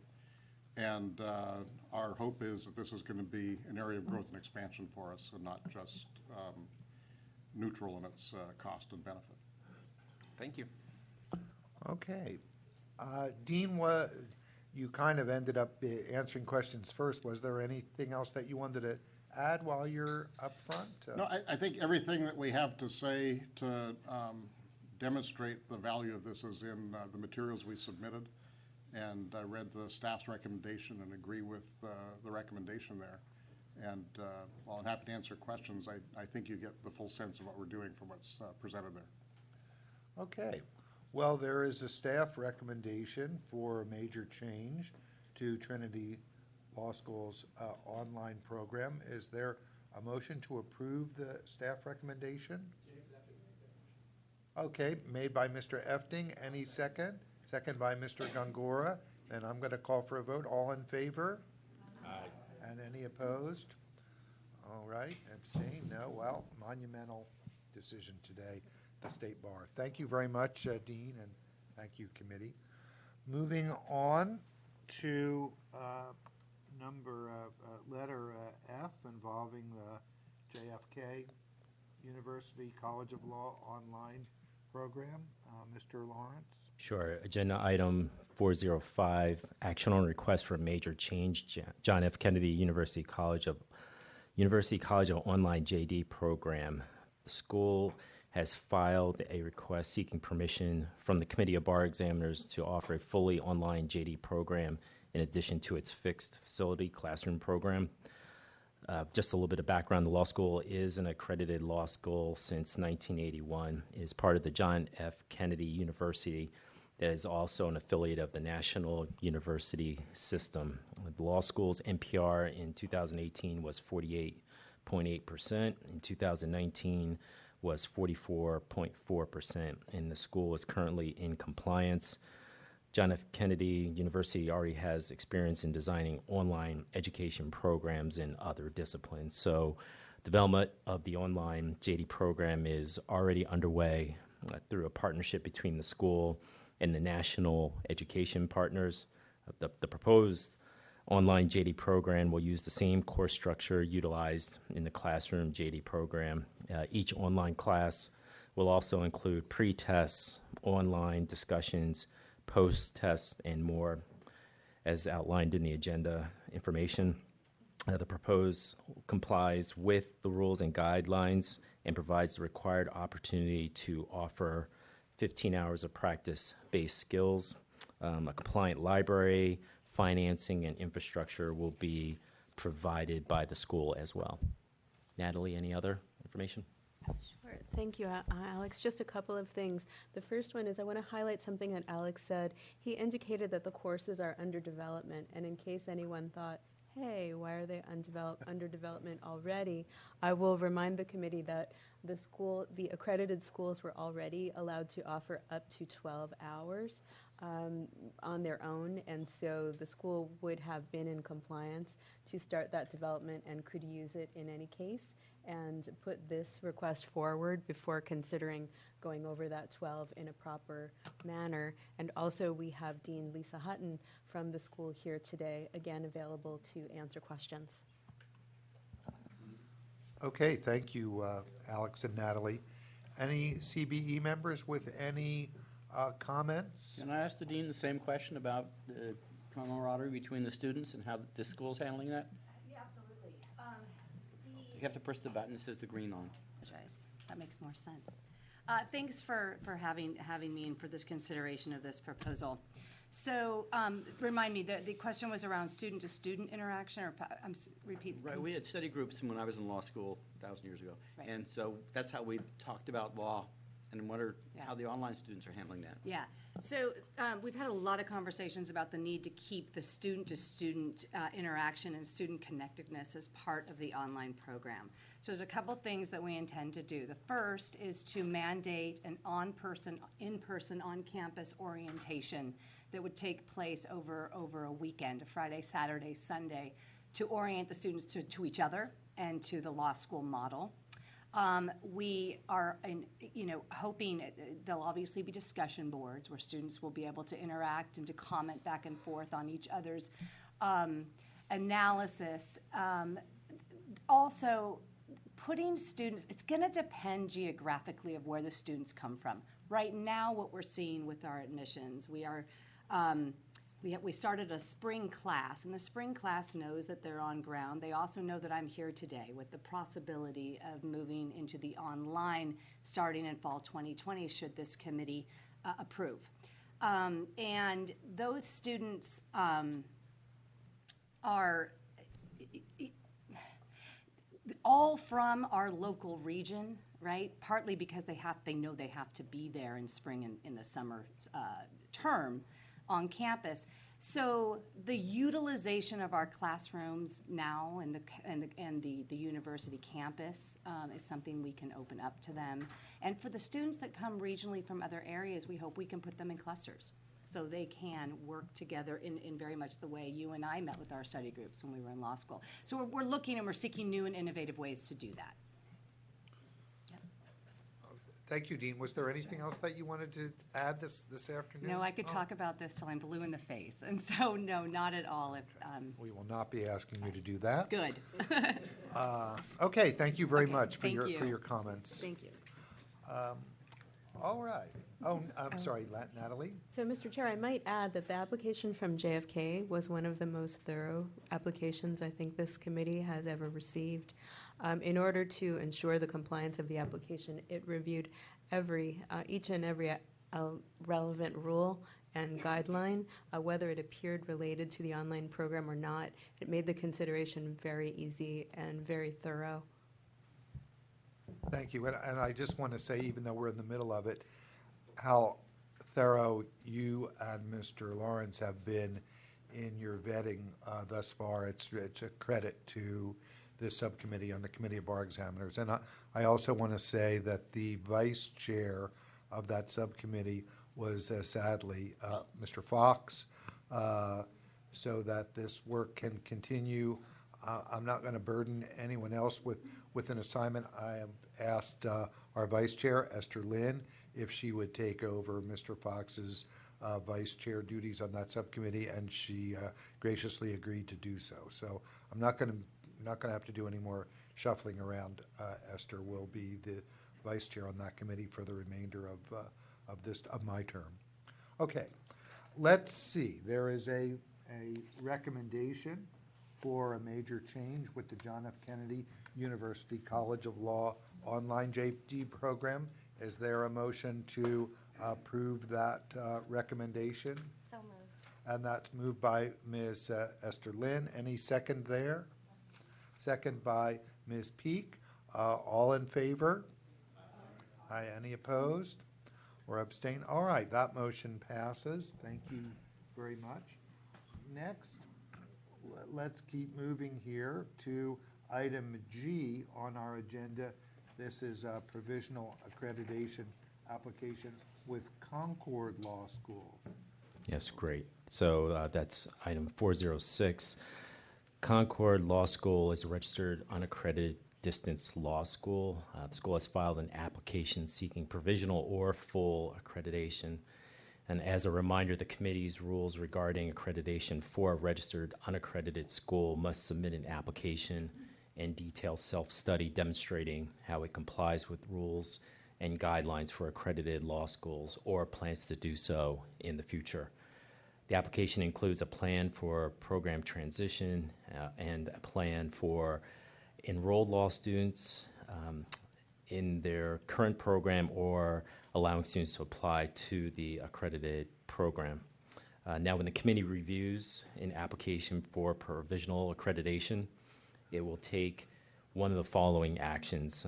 It will notify the law students within 30 days of considering the application that it does not substantially comply with the rules, and will advise the law school to withdraw its application or require an inspection within 60 days of the committee's consideration of the application for provisional accreditation, request further information, or deny the application.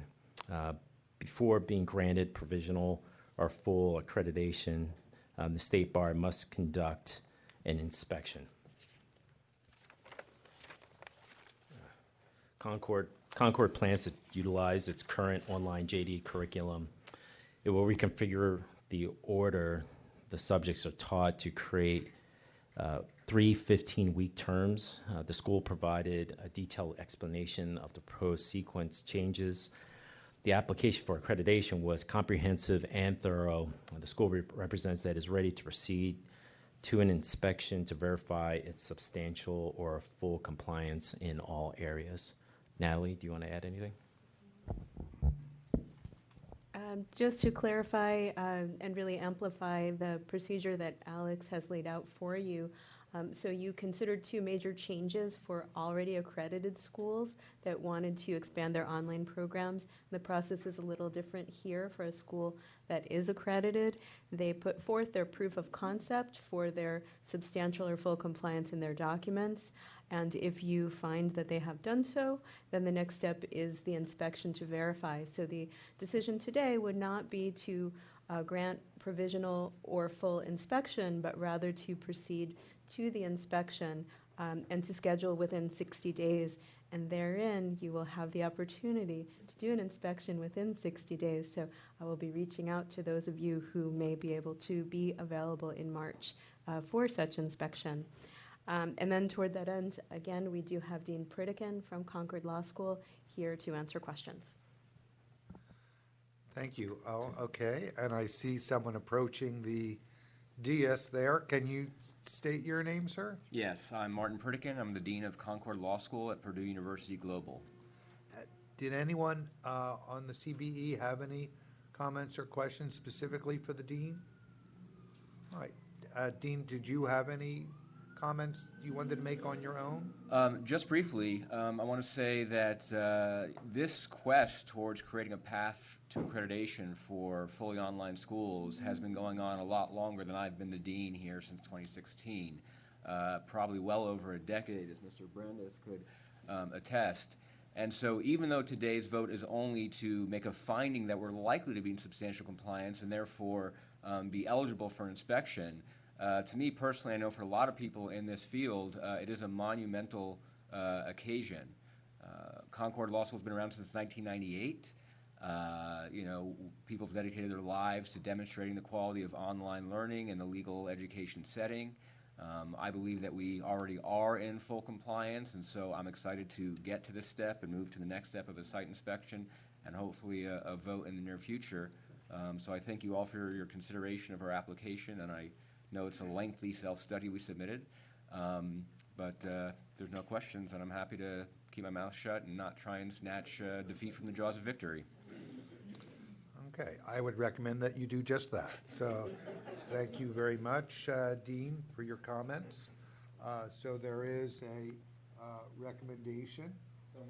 Can I ask a question? oh, I'm sorry. I'm not going to cause trouble, but I No, have to no, ask a it's question. okay. So we were earlier talking about Pacific Law School, who was accredited, and the question was whether or not their accreditation should be suspended or something because of their low pass rate. So I see this school is seeking to be accredited, has a pass rate of 48.1%, which is admirable. So how did Pacific get accredited with a low pass rate when we're now considering this with a high pass rate, or am I comparing apples and oranges? Sure. So at the time that Pacific Coast was accredited, there was not an MPR rule. That rule, I believe the discussion began in 2013, but I would have to confirm to be sure. And they were quickly advised at that time, as the rule was under discussion, and then when it was implemented in 2015, that they should be taking affirmative steps to begin to comply, but they had become accredited just prior. Had there not been the period of time when the State Bar was suspended from giving out the pass lists, that question probably would have been solved long ago. We were given additional time to them to be very careful because of that suspension period. All of the schools that are applying now, as I mentioned earlier, are being held to the full MPR standard, as is Concord, presenting with its 48% MPR. Okay, thank you very much. Okay, so as I said, there is a recommendation on an application for provisional accreditation by Concord Law School. The motion has been made by Mr. Gongora. Any second? Second by Ms. Peak. All in favor? Aye. Any opposed? Okay, then that passed. Thank you very much, Dean, for your comments. Thank you.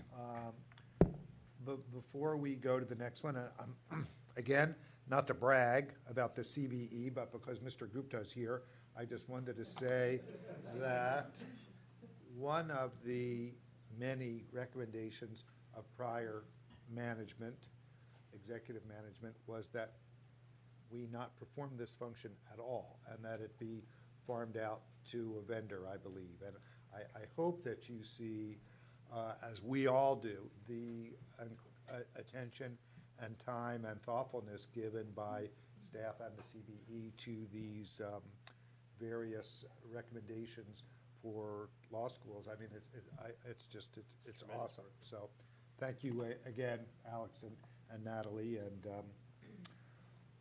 okay, enough bragging. On we go to item number H. This is an application for provisional accreditation for the Northwestern California University School of Law. Great. The school is an unaccredited correspondence law school that has filed an application seeking provisional or full accreditation. The school has been in operation since 1982 and has been fully accredited since 1984 as a correspondence law school that also teaches classes online. If the committee advances this application today by requesting an inspection, that inspection will serve both as the inspection of the school as a registered school and also as the evaluation of the school's readiness to earn provisional or full accreditation. The application for accreditation was again comprehensive and thorough, and appears that the school is at or near full compliance with some limited technical and administrative details still to be arranged. Natalie, do you want to add any additional items? Sure. I think it's worthy to note that this is one of the larger schools, and so when you see their MPR pass rate, that's on a very large, stable base. And a school need not be large. It can be very small and be accredited. But with that said, I think it shows the consistency that this school has had, even in a registered state. I believe that Concord and Northwestern California both are some of the larger in all. And again, no surprise, we have Dean Clancy as well as academics Dean Schofield here to answer any questions. Okay, thank you. Any comments first from any CBE members?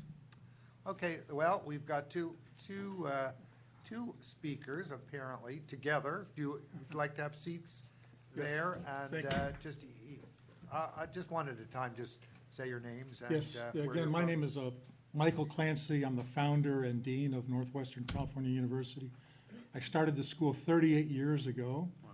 It was started as a print and mail correspondence school, and eventually it was transitioned to an online school shortly after the internet came along. We operated in a capacity that involved our students being able to hear their professors, hear their fellow students, speak to each other. We did that for a number of years. And then we, through use of a video overlay, made it such that they could see each other and hear each other and talk to each other. And it's a process that's worked out very well over the years.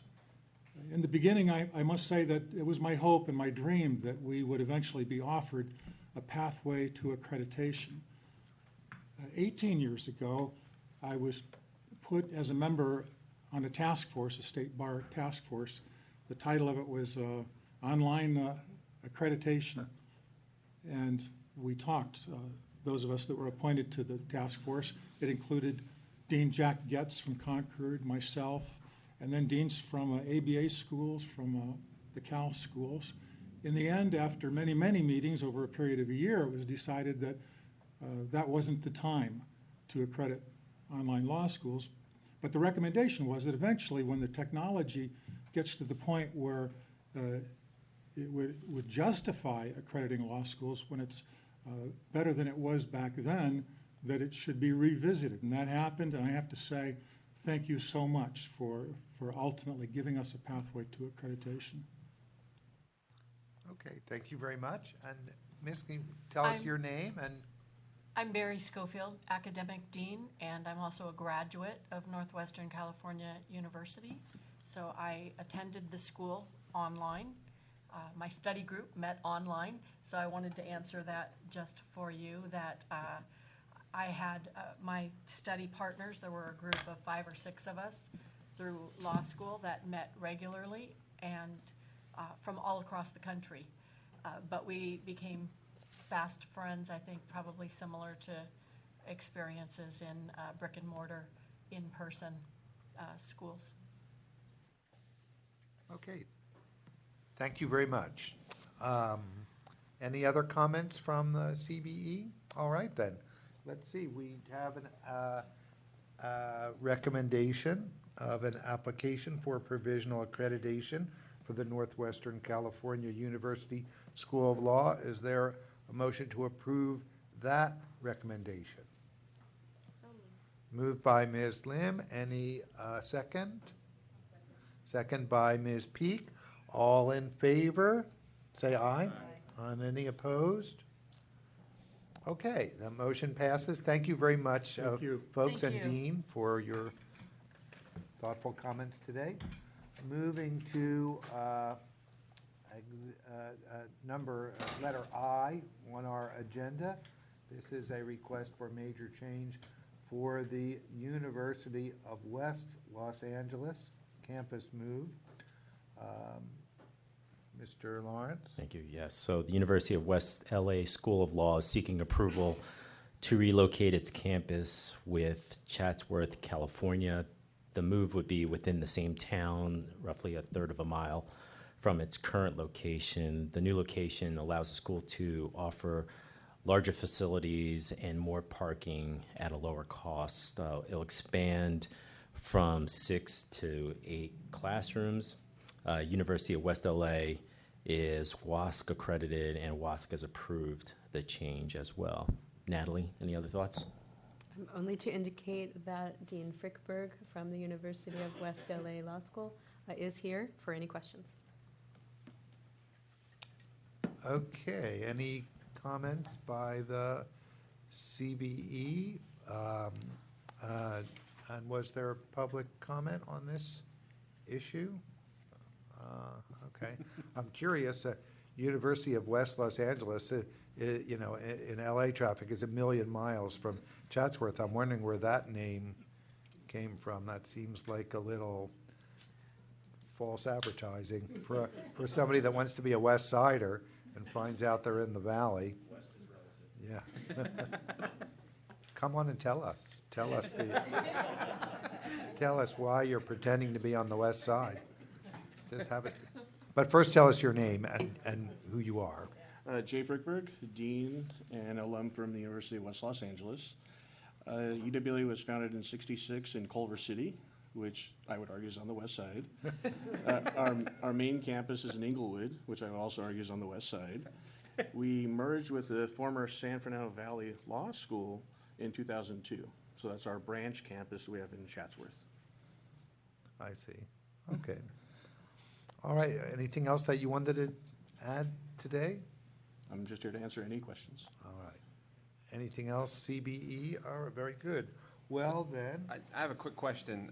So the move, I believe, is approximately 5 miles? No, 0.3 of a mile. It's 0.3. literally 1 block. Okay. We're Is just that- going 1 block north.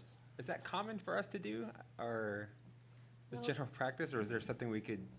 I think normally when there are moves, there are major moves from one facility to another, or sometimes closure of a facility as well, and that's why they come to this committee. It's pretty unusual to have one where, first of all, it's only 1 block, and second of all, they're actually moving into a different school campus that was previously occupied by another school. So I would be surprised if the committee would ever see such a request again. Okay. Thank you. I would move for approval, pending no other comment. Okay, so the recommendation is for major change, University of West Los Angeles campus. A motion has been made by Mr. Gongora to approve that change. Any second? Second by Mr. Kramer. Okay, all in favor there, say aye. Aye. And any opposed? Okay, wonderful. Thank you very much. That motion passes. Let's go to the next, actually the last school that we'll be discussing today. So we sailed through A through J. J is on our agenda, an application to affirm accreditation for University of Laverne College of Law transition to state bar accreditation. Right. Mr. Lawrence? All right, thank you. So for background, the University of Laverne College of Law is currently approved by the ABA, but the school is seeking to voluntarily transition exclusively to California State Bar accreditation.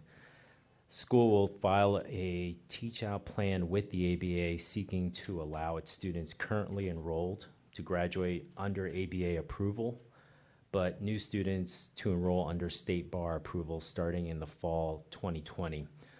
The school mentions that the transition better aligns with the mission of the College of Law with the entire University of Laverne.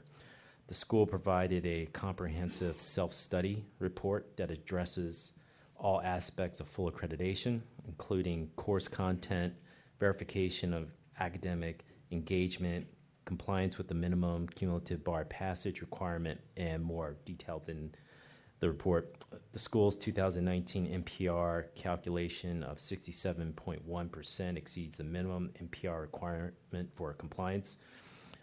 There are more items and details included in the self-study report establishing the school's continued compliance. If the committee agrees, then it would be appropriate to confirm the law school's status as a deemed accredited school, continuing during the teach-out period, and to order an inspection within the next 12 months to confirm the law school's compliance with the rules and guidelines as a state bar accredited law school even after it resigns from ABA approval. Natalie, do you have any other items? So regarding this particular item, I want to emphasize that University of Laverne is taking a permissive choice here. And so as an ABA-approved school, they are automatically, without further discretion, established as a Cal-accredited school during this period. And they will be so during their teach-out plan. And so by suggesting an inspection that would be within 12 months of this date, they still would be operating under full ABA requirements at that time, which meet or exceed the CAL's guidelines in every respect. The reason that the staff proposal is to wait as long as 12 months rather than to be immediate is because in the fall, the school could have a fully CALS class and you can witness the CALS class in process. Whereas if they were to have an immediate inspection, the CALS students would not yet have arrived, and the thought was that you might not find that inspection as useful in having the opportunity to see CALS at the school. Yes, Dean Kevin Marshall is here to respond to any questions. Let me ask you, Natalie, before the Dean offers his comments, why would a school do that? Why would a school want to defer ABA accreditation? I think there are a number of reasons that may be so, but because we have the benefit of Dean Marshall here, perhaps we may defer to him. With your permission? Okay. All right, sir, please have a seat and tell us your name and where you're from. My name is Kevin Marshall. I'm the dean at the University of Laverne College of Law. Why would we want to do that? We've been in existence for 50 years. During those 50 years, for approximately 40 of them, we've been CalBAR accredited. We went on an ABA journey in 2000, achieving a full ABA accreditation here recently. What we've seen with ABA accreditation is the cost of legal education accelerating at exponential rates. And for us to continue to be a quality, affordable law school, we felt that the CalBAR model, which was a success for us, is the best fit for us. We are not under any kind of ABA sanction or pressure to do this. It was a decision made that we thought this was best for the future of what we do in the Inland Empire in terms of providing access at affordable rates. Can you tell us in a sentence or two what are the burdens and requirements of ABA accreditation that you would prefer not to have to meet? Well, let me phrase it in what are the attractions of the CalBAR model. It seems to me the CalBAR model respects, reveres, and sees value in qualified practitioner part-time instructors. And we are loaded with them out there in the Inland Empire, and we can take more advantage of that under the ABA standards. There are requirements of having full-time tenured faculty teach at least 50% of the curriculum. I see. Thank you. Does anyone else have any questions for the dean? I have a question. Hello, welcome. My name's Kareem Gongora. I'm actually from this area. I reside in Fontana, and I hold this area very near and dear to my heart. What is the process for communicating with potential prospective applicants? And then what is the plan of action for the existing students that you have attending? Excellent. We have suspended all recruitment activities until we have secure with certainty what next year looks like, whether we're ABA or CalBAR. In our teach out to the ABA, our proposal to the ABA, we have and intend to and will communicate to the students, both our current students and the students that we would recruit, at 3 touch points. So for our new recruiting class that we anticipate for fall of 2020, we will satisfy all mandatory disclosures on our webpage, making sure that they understand that they will be arriving at and will be matriculating into a California Bar accredited program rather than an ABA accredited program. It will be on our application when they file for their application. There'll be a box there for them to check. When they get their offer, it will be a disclosure as to make sure they understand that they will be matriculating into a California accredited law school, and that at our orientation, they will sign a document that will go into their permanent file. We absolutely see the need for and want to communicate so there's no confusion between the students who are matriculating in and the students who are enrolled and will graduate from the ABA accredited program. So pending the decision today, because I am aware there's been some cancellation of some recruitment activities, will you resume recruitment? We will. We appreciate being put on the agenda so that we could immediately start recruiting for a class of fall. But that's our intention. So one of the commitments that the State Bar has is and for CALS is an affordability. Do you foresee that being more emphasized as you move in this direction, or do you see kind of the same position as you were when you were accredited by the ABA? We are already extremely affordable as an ABA school. This will allow us to not have to raise our tuition and remain in the same price that we are, approximately in the same price that we are, which is within the CalBar marketed competitive price range.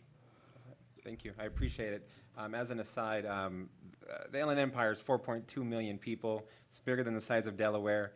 And besides, I think the school that's available in the desert, you're the only other institution that's there providing legal education. So I applaud the board and for you guys' decision to move in this direction, just to support and provide, you know, a resource to a community that is underserved. So I just want to make that note, and I hope everything goes well. Thank you.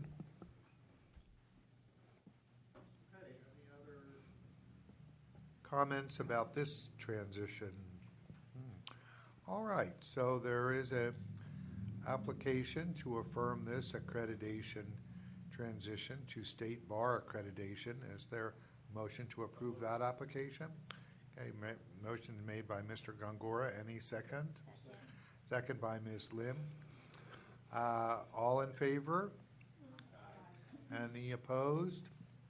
Okay, motion passes. Thank you very much. Thank you, Dean, for your thoughtful comments today. Thank you.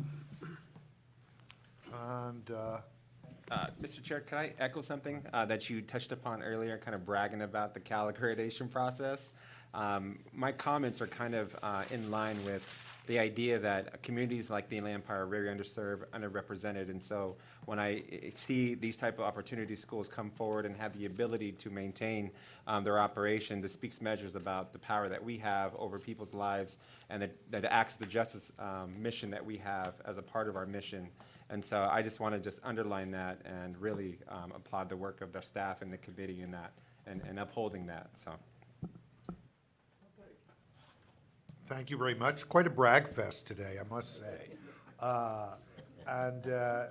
The bragging will continue with the goals of the committee, because that's what's left. I hope the goals include continuing doing what you've been doing in the past, because it's pretty awesome. Yeah, so here's our 7 goals. You can see that a couple are complete. I want to draw attention to number 5, though, with respect to the inspections of schools. To date, there are 2 still. Taft University, that was inspected in October of 2019, in Oak Brook. College of Law, that was inspected in December 2019. But there are many more that still are coming, and they need volunteers to participate. So if you do have availability, please, when the committee does reach out to you, be great for you to join us in one of those inspections. Natalie? And I would particularly encourage you to check your calendars for the early portions of March. I know that I have asked before, but we now have 2 additional requests before us. I know it is not easy to make that kind of time on a short notice, but also I'm hoping that you will find a way to be able to do that so we can have some volunteers for March inspections. They're fun. They're fun. Okay, thank you. So there is a recommendation to approve those goals for the committee. Is there a motion to approve that recommendation? Moved by Ms. Lim. Any second? Second by Ms. Peak. All in favor? Aye. Say aye. All right. Any opposed? Okay, none. Then the motion passes. Again, thank you very much, Education Standards Committee. That was really that was awesome for the schools, for the committee, and for staff. That was fantastic. So that's quite an act to follow, but if anyone could do it, it'd be Dolores Heisinger, who is next on our calendar with the moral character goals for the year. What? Oh, I will, all right, I will do that, but now that I've given Dolores this entree, why don't we please continue?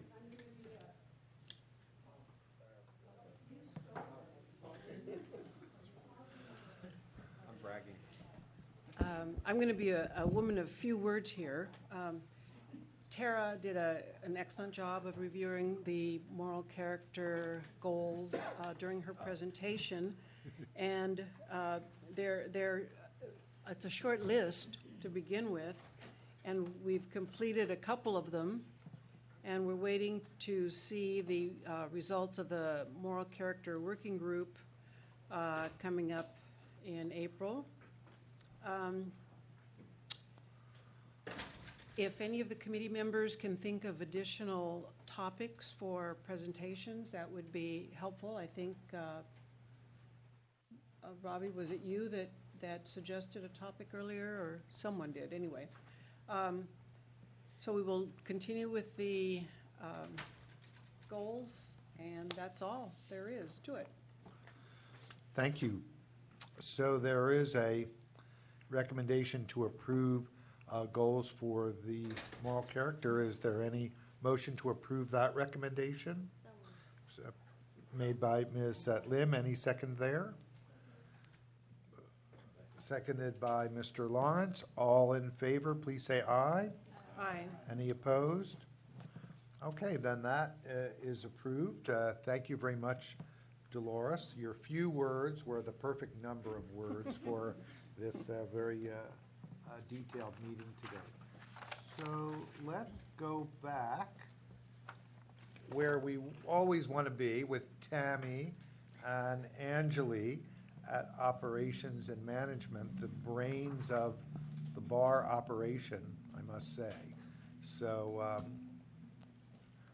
please go ahead with your, first is going to be your cost analysis. Thank you, Robbie. So as many of you will probably have seen already from the agenda item, the cost analysis for the July 19 exam shows that the cost for administering the July 19 bar exam was $2,298,000 for 8,206 applicants. In 2018, it was $2,198,000 for 8,600 applicants. The increase in cost from 2018 to 19 can mostly be attributed, again, to the move from the Ontario Test Center back to the west side of LA, where the prices are a little bit higher than Ontario. And that basically Ontario just had the poor hotel conditions, and we had a lack of proctor pool there. A few of the highlights for the cost analysis are that approximately 82% of the facility capacity was used to administer the bar exam. This is a slight decrease from the July 2018 exam, where it was 84% of the capacity being utilized. And the other notable thing to mention is that the July 2019 bar exam had more withdrawals than the July 2018 exam did. The July 19 California bar exam aligns with historical data, with 85% of our total costs comprised of facilities, electrical, and proctors. And for the standard test centers, the cost approximately is $278 per applicant, compared to $194 in 2018. And for the testing accommodation center, it is approximately $2,942 per applicant, compared to $2,423 in July of 2018. And as a new, this is something new that I put in this time around, is to show what the overall cost per applicant is, not deciphering anything from one test center to another. All of our applicants, for the total cost of the exam, is $280 per applicant. And the number of testing accommodation applicants had an 18.2% decrease compared to the year before. The July 18 exam, were 76 applicants compared to 389 in 2019. And that concludes the cost analysis, unless there's any questions. Okay, any comments about that? So again, as we see every time the disparity between the cost of a accommodated applicant and a non-accommodated applicant is jaw-dropping. It's 10 times the cost, it sounds like. 200 something versus 2,000 something. So it's unbelievable how much more it costs. Paul, did you? So what explains the difference between $194 per standard test applicant and $278? That's a jump. So I think part of that is when we do the numbers on that, we don't count for everybody that applied for the bar exam. We take the actual number of applicants that actually showed up and tested for an entire session.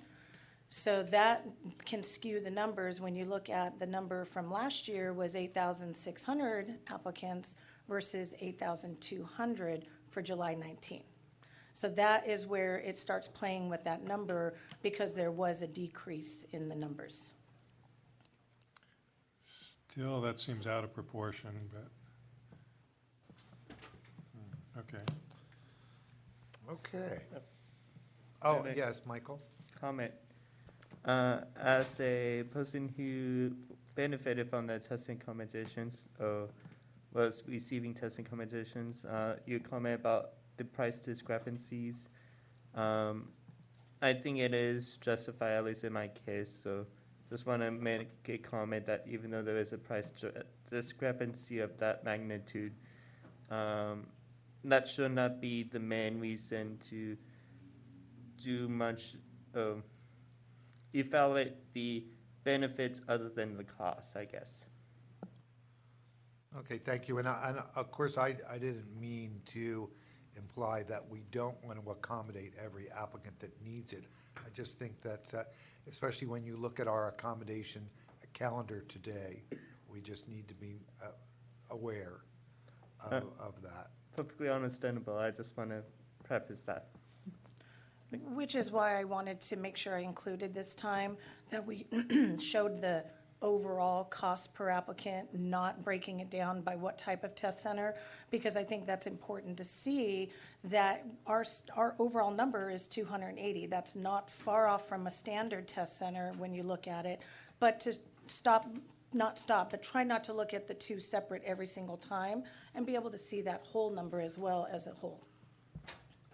Dr. Agatep, did you also have a comment?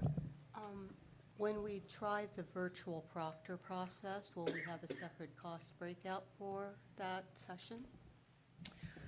Yeah, I mean, I'm assuming we can probably break that out. I know with the start of the proctoring of online, we are still going to have the same amount of proctors because this is the launch of it, and we have to make sure that we're covered in case there's issues. So we can break out the cost on that probably, but just to know that we're not going to see a cost savings right up front because we will have our full proctor staff there.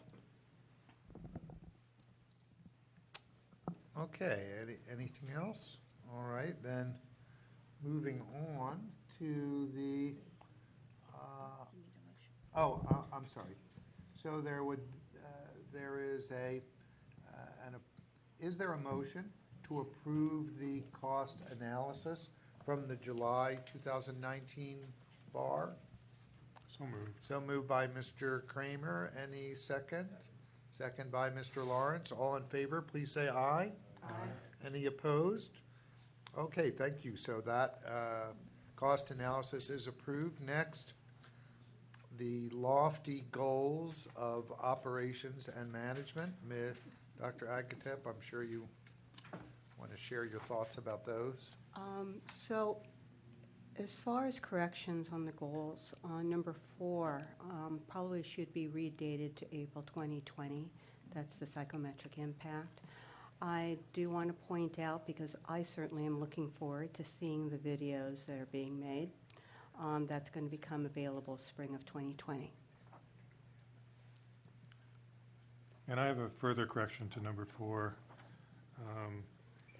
The psychometrician is not involved in preparing the financial report, and that's all that O&M reviews in conjunction with exams. So I think the easiest way to fix that for Kim would be to take goal number 8 from exams and just change operations and management to read examinations. And then it would say, in conjunction with examinations, consider a report prepared by the State Bar's Office of Finance on the financial and budgetary impacts of the transition to the modified 2-day California bar exam.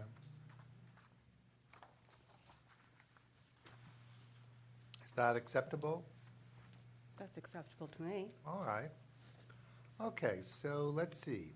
So I would move to adopt the goals with that change. Okay, so Mr. Kramer has made a motion to adopt the goals with that small modification. Any second there? Second by Ms. Peak. All in favor, please say aye. Aye. Any opposed? All right, then that also passes. Thank you very much. That concludes operations and management. Thank you very much. And, oh, yes, okay, I'm being whispered that I believe that concludes our open session of the Committee of Bar Examiners meeting for today. So thank you very much to our welcome visitors.